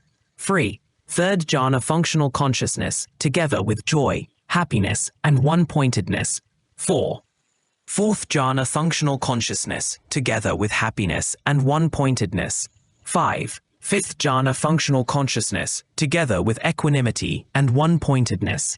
These are the 5 types of form sphere functional consciousness. Thus end, in all, the 15 types of form sphere moral, resultant, and functional consciousness. Summary: form sphere consciousness is 5-fold according to different jhanas. That becomes 15-fold according to moral, resultant and functional types. Notes: 36. Ralpavachara. There are 3 planes of existence, namely, sensuous sphere kamaloka, form sphere rapaloka, and formless sphere arapaloka. The 4 states of misery, apaya, human realm, manusa, and the 6 celestial realms, devaloka, constitute the kamaloka. It is so called because sense desires play a predominant part in this sphere. The 4 states of misery are called dugati, evil states. Evildoers are born in such states. The remaining 7 are called sugati, good states. The good are born in these states of sensuous bliss. The more evolved persons, who seek no delight in ordinary sense desires, but are interested in higher spiritual progress, must naturally be born in congenial places in harmony with their lofty aspirations. Even in the human realm, it is they who retire to solitude and engage themselves in meditation. Such meditation, bhavana, is of 2 kinds: samatha, concentration, and vipassana, insight. Samatha, which means calm or tranquility, is gained by developing the jhanas. Vipassana is seeing things as they truly are. With the aid of jhanas, one could develop higher psychic powers, abhinya. It is vipassana that leads to enlightenment. Those who develop jhanas are born after death in higher form spheres, rapaloka, and formless spheres, arapaloka. In the formless spheres, there is no body, but only mind. As a rule, both mind and body are interrelated, interdependent, and inseparable. But by willpower, there is a possibility for the mind to be separated from the body, and vice versa, temporarily. Beings born in celestial realms and form spheres are supposed to possess very subtle material forms. The Compendium of Philosophy states that Rapa Loka is so called because the subtle residuum of matter is said, in that place of existence, to be still met with. Arapa Loka is so called because no trace of matter is held to be found in it. That which frequents the Rapa sphere is Rapa Vakara. There are 15 chittas pertaining to it. 5 are kusalas, which one can develop in this life itself. 5 are their corresponding vipakas, which are experienced after death in the Rapa sphere. 5 are kriyachittas, which are experienced only by Buddhas and Arahants, either in this life or by Arahants in the Rapa sphere. 37. Jhana, Sanskrit dana. The Pali term is derived from the root je, to think. Venerable Buddhaghosa explains jhana as follows: Ara man upanijjhanato pachanakajapanato va jhanan. Jhana is so called because it thinks closely of an object or because it burns those adverse things, hindrances, navarans. By jhana is meant willful concentration on an object. Of the 40 objects of concentration enumerated in the 9th chapter of this book, the aspirant selects an object that appeals most to his temperament. This object is called parikamma nimitta, preliminary object. He now intently concentrates on this object until he becomes so wholly absorbed in it that all adventitious thoughts get ipso facto excluded from the mind. A stage is ultimately reached when he is able to visualize the object even with closed eyes. On this visualized image, ugaha nimitta, he concentrates continuously until it develops into a conceptualized image, panyibhaga nimitta. As an illustration, let us take the Patavikasya. A circle of about 1 span and 4 inches in diameter is made, and the surface is covered with dawn-colored clay and smoothed well. Is there not enough clay of the dawn color, he may put in some other kind of clay beneath. This hypnotic circle is known as the parikamma nimitta. Now he places this object about 2.5 cubits away from him and concentrates on it, saying mentally or inaudibly, panhavi, or earth. The purpose is to gain the one-pointedness of the mind. When he does this for some time, perhaps weeks or months or years, he would be able to close his eyes and visualize the object. This visualized object is called ugaha nimitta. Then he concentrates on this visualized image, which is an exact mental replica of the object, until it develops into a conceptualized image, which is called panyibhaga nimitta. The difference between the first visualized image and the conceptualized image is that in the former, the fault of the device appears, while the latter is clear of all such defects and is like a well-burnished conch shell. The latter possesses neither color nor form. It is just a mode of appearance and is born of perception.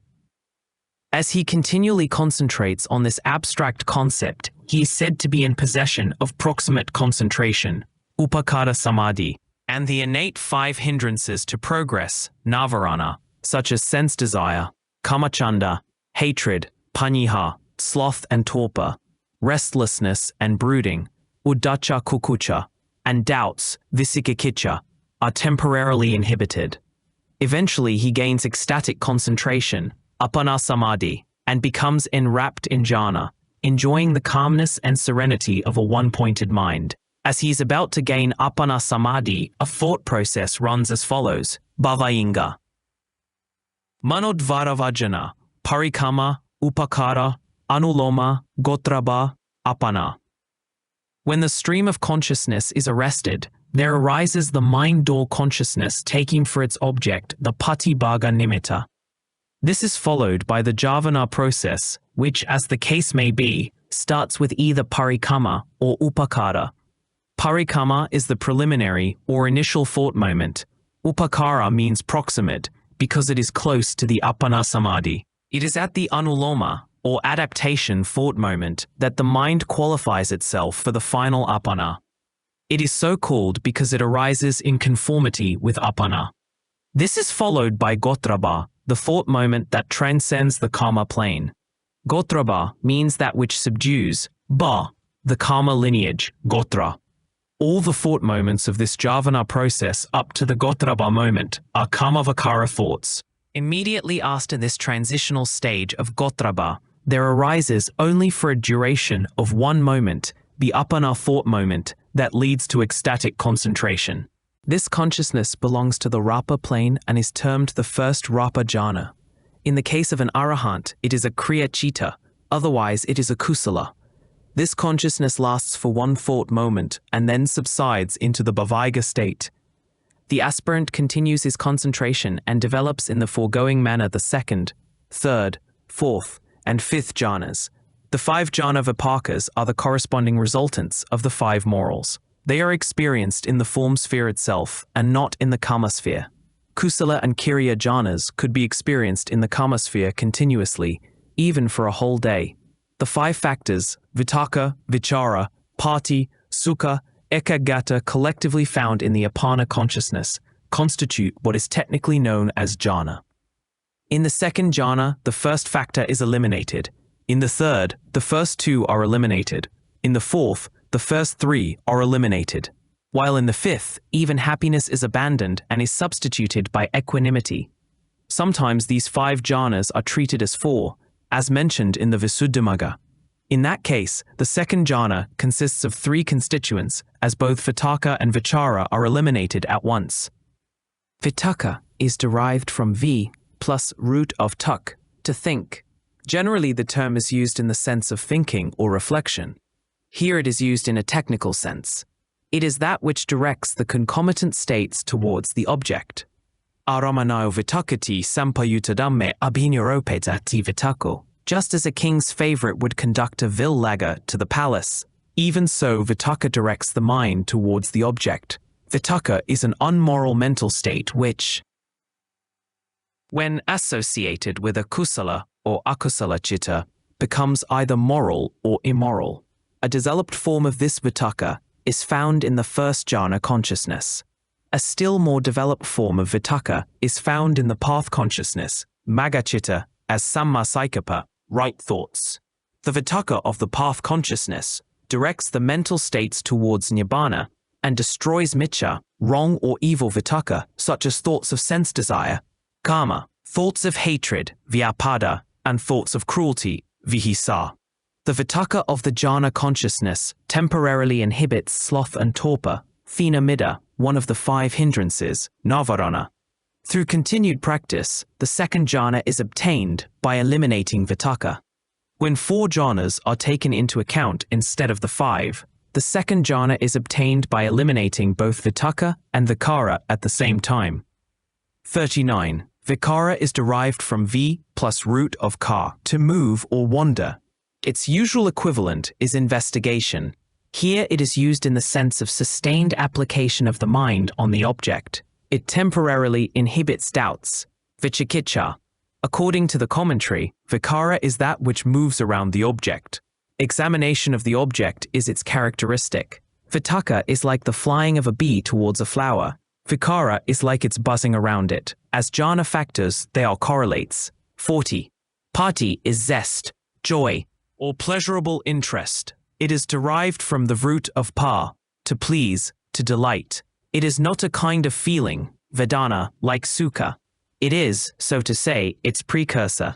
Like the first 2 jhana factors, pati is also a mental state found in both moral and immoral consciousness. Creating an interest in the object is its characteristic. Pati inhibits vyapada, ill will or aversion.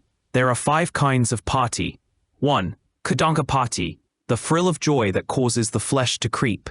2. Kanika pati, instantaneous joy like a flash of lightning. 3, 4, 5. Okantika pati, the flood of joy like the breakers on a seashore. Ubega pati, transporting joy which enables one to float in the air just as a lump of cotton carried by the wind. Farana pati, suffusing joy, which pervades the whole body like a full-blown bladder, or like a flood that overflows small tanks and ponds. 41. Sukha is bliss or happiness. It is a kind of pleasant feeling. It is opposed to udacha and kukucha, restlessness and brooding. As vitakka is the precursor of vikara, so is pati the precursor of sukha. The enjoyment of the desired object is its characteristic. It is like a king that enjoys a delicious dish. Pati creates an interest in the object, while sukha enables one to enjoy the object.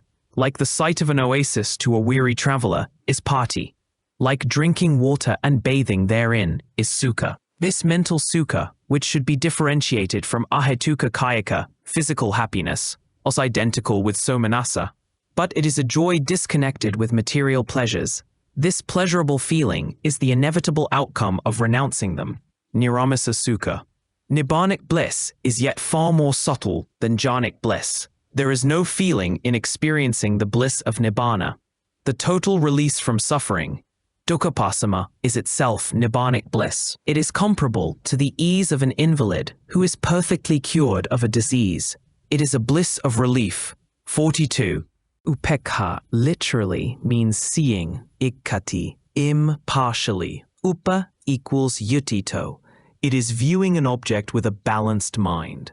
Attasalina states, this is impartiality, majhata, in connection with the object, and implies a discriminative knowledge, parichindanaka. Explanation applies strictly to upekkha, found in sobbana consciousness accompanied by wisdom. Upekkha found in the akusalas and ahetukas is just neutral feeling without the least trace of any discriminative knowledge.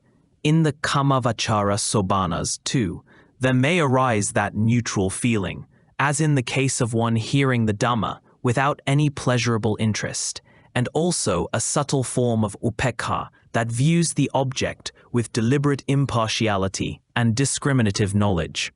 As in the case of a wise person who hears the Dhamma with a critical and impartial mind, upekkha of the jhana consciousness, in particular, is of ethical and psychological importance.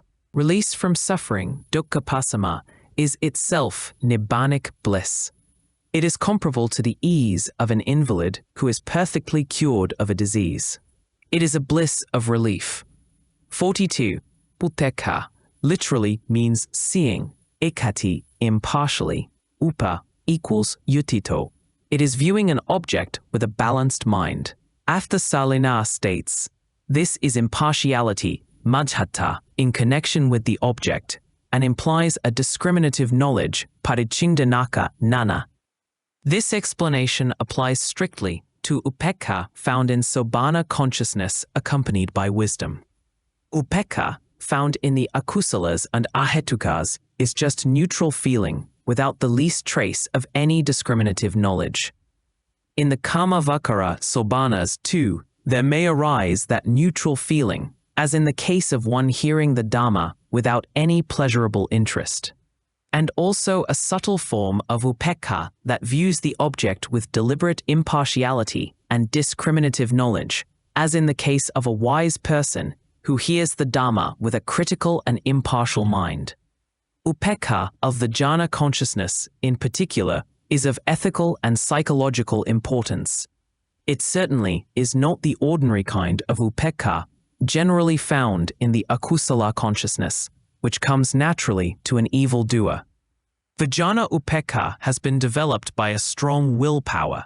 Realizing that pleasurable feeling is also gross, the yogi eliminates it as he did the other three jhana factors and develops the more subtle and peaceful upekkha. On the attainment of the fifth jhana, breathing ceases. As he has transcended both pain and pleasure by willpower, he is immune to pain too. This upekkha is a highly refined form of the ordinary tatra majhatata, even-mindedness. One of the moral mental states latent in all types of sobbana consciousness. In the Pali phrase, upekkha sati parishuddhi, purity of mindfulness, which comes of equanimity. It is the tatra majhatata that is referred to. This is latent in the first four jhanas too. In the fifth jhana, this tatra majhatata is singled out and becomes highly refined. Both neutral feeling, upekkha, vedana, and equanimity that correspond to the one Pali term, upekkha, are found in the fifth jhana. Thus, there appear to be four kinds of upekkha, viz. 1. Just neutral feeling, found in the 6 akusala chittas. 2. Sensitive passive neutral feeling, anubhavana upekkha, found in the 8 ahetuka sense-door consciousness, dvipa kancha vijnana. 3. Intellectual upekkha, found mostly in the 2 sobbana kriya chittas, accompanied by knowledge, and sometimes in the 2 sobbana kusala chittas, accompanied by knowledge. 4. Ethical upekkha, found in all the sobbana chittas, especially in the 5th jhana. Brahma viharupekkha and psycharupekkha may be included in both intellectual and ethical upekkha. 25. The first is equanimity amidst all vicissitudes of life. The second is neither attachment or aversion with respect to all conditioned things. The Siddhimagga enumerates 10 kinds of upekkha. See The Path of Purity, Volume 2, pages 184 to 186. 43. Ekaggata, eka plus agga ta, one-pointedness. This is a mental state common to all jhanas. By samma samadhi, right concentration, is meant this ekaggata found in the path consciousness. Ekaggata temporarily inhibits sensual desires. Aropavakara chittani, important sect. Aropavakara kusala chittani, 4. 1. Akasanan chayatana kusala chitta. 3. Akinchanyatana kusala chitta. 4. Neva sanya nasanyatana kusala chitta, katati, imani katati pi, aropavakara kusala chittani, nama. Ahrapavasara vipaka chittani, akasana vipaka chittani, akasana vipaka chittani, akinanan vipaka chittani, neva sanana sanagatani vipaka chittani, imani chattari bi ahrapavasara vipaka chittani, akasana chayatana, kriya chitta, akik krikatani, kriya chitta, neva sanana sanayatana kriya chitta, sati, imani chattari bi arapavasara kriya chittani nama, ichan evam sabbatapi dvadasa arapavasara kriya chittani samattani, alambana pabedina, chatudarupamanasam punnapaka kriya beda, punna dvadasadanhita. Kanana, all formless sphere moral consciousness, moral jhana consciousness dwelling on the infinity of space. 26. Moral jhana consciousness dwelling on the infinity of consciousness. 27. 3. Moral jhana consciousness dwelling on no thingness. 28. 4. Moral jhana consciousness wherein perception neither is nor is not. These are the 4 types of arapajhana moral consciousness. 26. Akasana chayatana equals akasa ananta ayatana. Ananta ya equals ananta, ananta, endlessness. Akasa, ananta, equals akasana kana, ayatana, is used here in the sense of abode, adhishnananhena. Formless sphere resultant consciousness. Say, resultant jhana consciousness, dwelling on the infinity of space. 6. Resultant jhana consciousness, dwelling on the infinity of consciousness. 7. Resultant jhana consciousness, dwelling on no thingness. 8. Resultant jhana consciousness, wherein perception neither is nor is not. These are 4 types of arapajhana, resultant consciousness. Formless, sphere functional consciousness. 4. Abwapa, functional jhana consciousness, dwelling on the infinity of space. 10. Functional jhana consciousness, dwelling on the infinity of consciousness. 11. Functional jhana consciousness, dwelling on nothingness. 12. Functional jhana consciousness, wherein perception neither is nor is not. These are the 4 types of arapajhana, functional consciousness. Thus end, in all, the 12 types of arapajhana moral, resultant, and functional consciousness. Artipajhana consciousness is 12-fold, differing according to the objects. Again, they stand at 12, according to moral, resultant, and functional types. Notes. 44. Arapajhana. The yogi who has developed the rapajhanas, and who wishes to develop the arapajhanas, now concentrates on the panibhaga nimitta, mentioned in the previous section. As he does so, a faint light, like a firefly, issues from the kasya object. He wills it to expand until it covers the whole space. Now he sees nothing but this light pervading everywhere. This developed space is not a reality, but a mere concept. In Pali, this space is called kasya ugha mimakasa, space issuing forth from the kasya object. On this concept, he concentrates thinking akaso ananto, infinite is space, until he develops the first arapajhana, akasanachayitana. As in the case of the rapajhanas, a thought process runs as follows: manodvaravajjana, parakama, upachara, analoma, gotrabha, akasanachayitana. Parakama thought moment may or may not occur. The arapajhana thought moment occurs only for a moment, and then the consciousness lapses into bhavaiga consciousness. Again, he concentrates on the first arapajana, thinking, Vinana anantam, infinite is consciousness, until he develops the second arapajana, Vijnana ananta. To develop the third arapajana, Akicca nayatana, the yogi takes for his object the first arapajana consciousness and thinks, Nati kichi, there is nothing whatever. The fourth arapajana consciousness is developed by taking the third arapajana consciousness as the object. The third arapajana is so subtle and refined that one cannot definitely say whether there is a consciousness or not. As he concentrates thus on the third consciousness, he develops the fourth jhana. Although the term sanya is used here, vedana, feeling, and sankhara, mental states, are also included therein. The 5 rapa jhanas differ according to the jhana factors.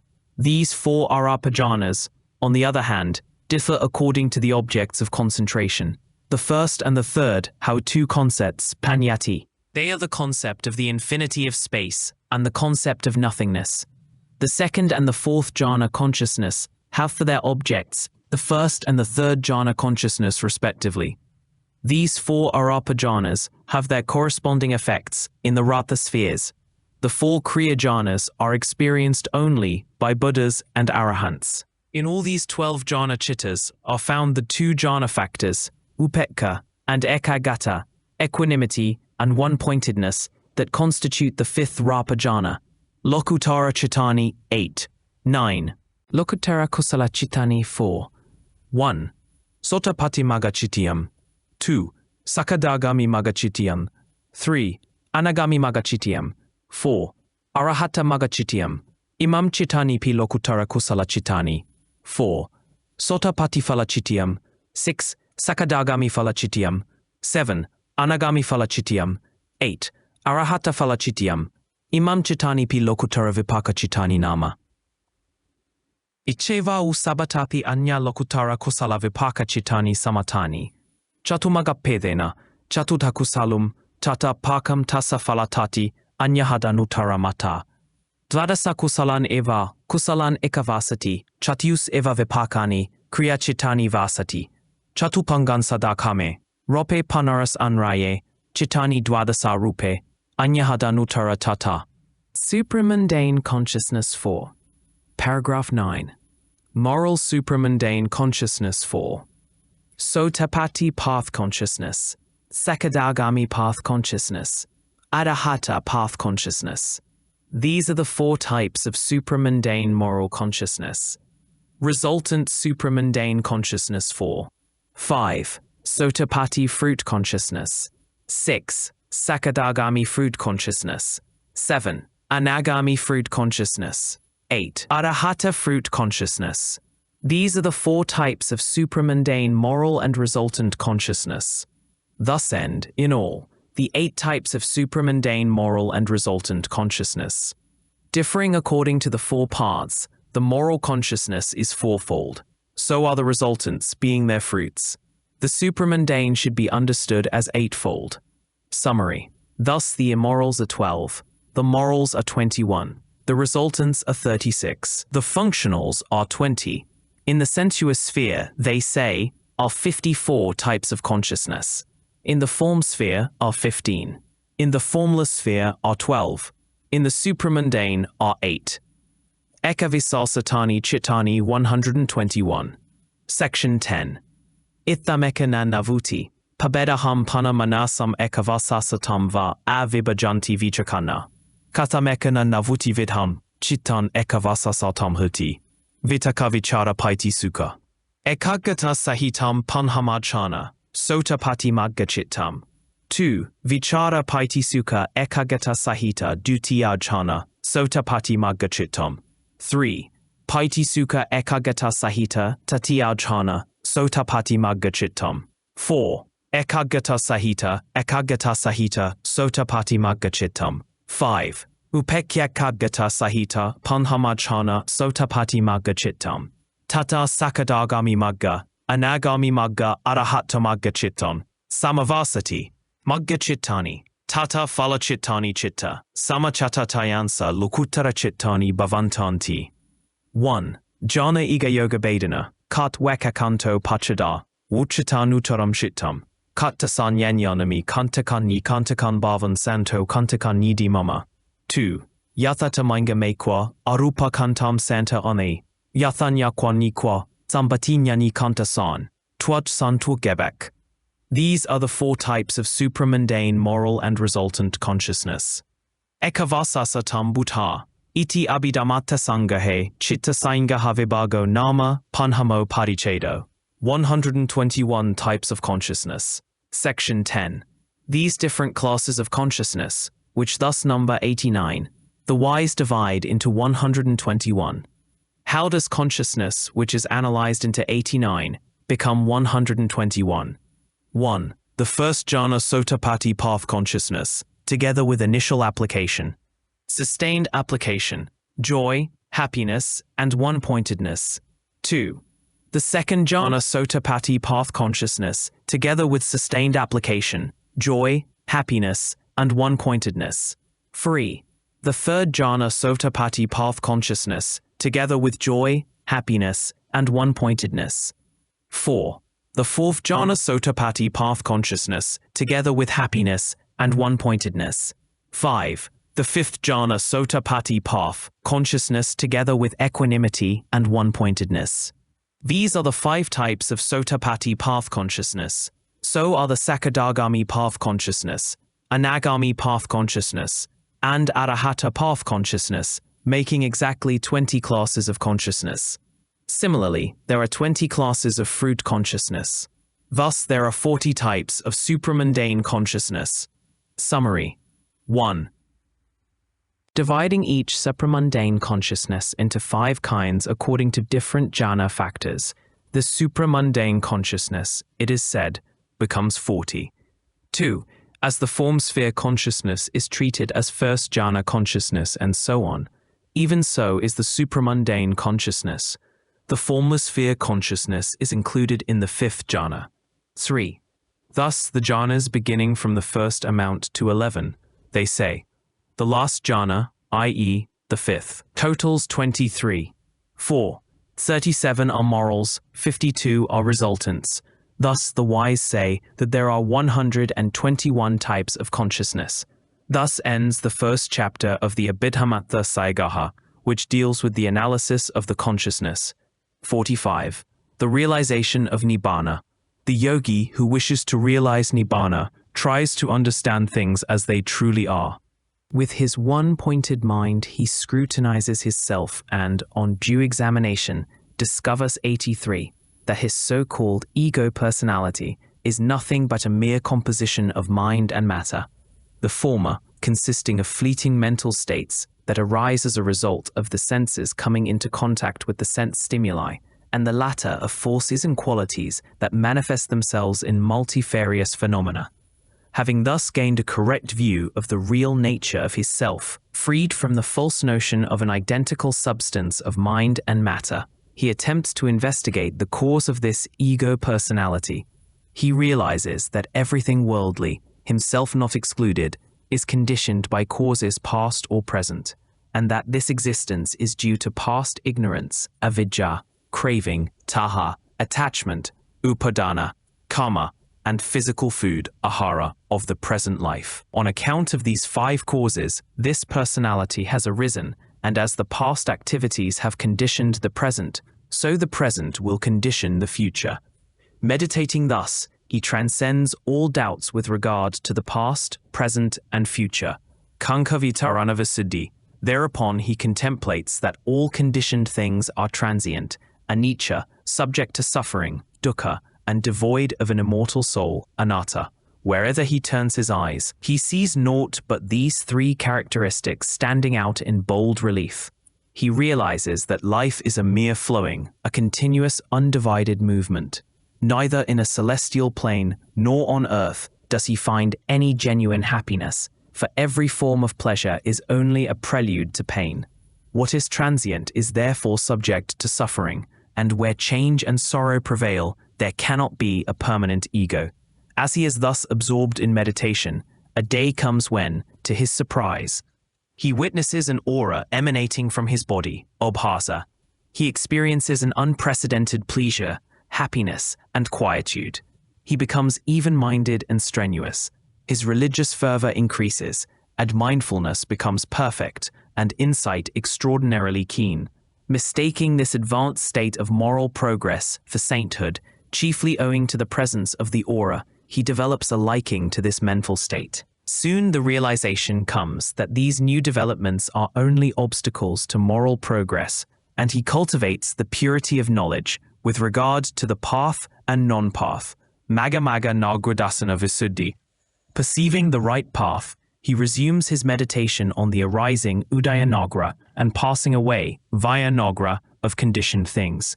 Of these two characteristics, the latter becomes more impressed in his mind because change is more conspicuous than becoming. Therefore, he turns his attention to the contemplation of the dissolution of things, Bhanga Nagra. He perceives that both mind and matter, which constitute his personality, are in a state of constant flux, not remaining for 2 consecutive moments the same. To him then comes the knowledge that all dissolving things are fearful, Bhaya Nagra. The whole world appears to him like a pit of burning embers, a source of danger. Subsequently, he reflects on the wretchedness and vanity, Adhanava Nagra, of the fearful world, and feeling disgusted with it, Nibbàna Nagra, wishes to escape therefrom, Mucciatukamyata Nagra. With this object in view, he meditates again on the 3 characteristics, Panisanka Nagra, and thereafter becomes completely indifferent to all conditioned things, having neither attachment nor aversion for any worldly object, Saikarupeksha Nagra. Reaching this point of mental culture, he takes for his object of special endeavor one of the 3 characteristics that appeals to him most, and intently keeps on developing insight in that particular direction, until that glorious day when, for the first time, he realizes Nibbàna, his ultimate goal.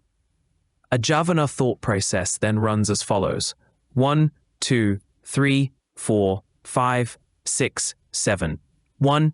Parikamma. 2. Upachara. 3. Anuloma. 4. Gotrabha. 5. Magga. 6 and 7. Tsala, when there is no parikamma thought moment. In the case of an individual with keen insight, there arise 3 phala thought moments. These 9 kinds of insight, viz. Udaya, Vaya, Bhanga, Bhaya, Adhanava, Nibbàna, Mucciatukamyata, Panisanka and Sankharupeka, are collectively called Panyidhada Nanadassana Visuddhi, purity of knowledge and vision as regards the practice. Insight found in this supramundane path consciousness is known as Yonadassana Visuddhi, purity of knowledge and vision.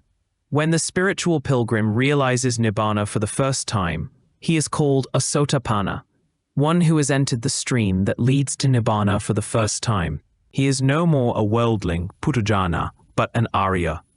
He eliminates 3 fetters, namely self-illusion, Sakaya Dinhi, doubts, Vikikikcha, and adherence to wrongful rites and ceremonies, Salabhaka Paramasa. As he has not eradicated all the fetters that bind him to existence, he is reborn 7 times at the most. In his subsequent birth, he may or may not be aware of the fact that he is a Sotapanna. Nevertheless, he possesses the characteristics peculiar to such a saint. He gains implicit confidence in the Buddha, Dhamma, and the Sangha, and would never violate any of the 5 precepts. He is moreover absolved from states of woe, for he is destined to enlightenment. Summoning up fresh courage as a result of this distant glimpse of Nibbàna, the Aryan pilgrim makes rapid progress, and perfecting his insight becomes a Sakadagami, once returner, by attenuating 2 other fetters, namely sense desire, Kamaraga, and ill will, Panyaga. In this case too, and in the case of the other 2 advanced stages of sainthood, a Javana thought process runs as above, but the Gotrabhaga thought moment is termed Vedana, pure, as the individual is purified. A Sakadagami is reborn on earth only once in case he does not attain arahantship in that life itself. It is interesting to note that the pilgrim who has attained the 2nd stage of sainthood can only weaken these 2 powerful fetters with which he is bound from a beginningless past. Occasionally, he may be disturbed by faults of lust and anger to a slight extent. It is by attaining the third stage of sainthood, anagami, state of a never-returner, that he completely discards the above two fetters. Thereafter, he neither returns to this world, nor does he seek birth in celestial realms, since he has rooted out the desire for sensual pleasures. After death, he is reborn in the pure abodes, Suttavasa, environment reserved for anagamis and arahants. There he attains arahantship and lives till the end of his life. Now the earnest pilgrim, encouraged by the unprecedented success of his endeavors, makes his final advance and destroying the remaining 5 fetters, namely, attachment to form sphere, raparaga, attachment to formless sphere, araparaga, conceit, mana, restlessness, uddhacca, and ignorance, avijja, attains arahantship, the final stage of sainthood. It will be noted that the fetters have to be eradicated in 4 stages. The path, magga, thought moment, occurs only once. The fruit, phala, thought moment immediately follows. In the supramundane classes of consciousness, the effect of the kusala chittas is instantaneous, hence it is called akalika, of immediate fruit. Whereas in the case of lokiya chittas, effects may take place in this life, or in a subsequent life, or at any time till one attains parinibbana. In the mundane consciousness, kama is predominant, while in the supramundane pacha, or wisdom, is predominant. Hence, the 4 kusala lokutara chittas are not treated as kama. These 8 chittas are called lokutara. Here, loka means the pachupadanakanda, the 5 aggregates of attachment. Uttara means that which transcends.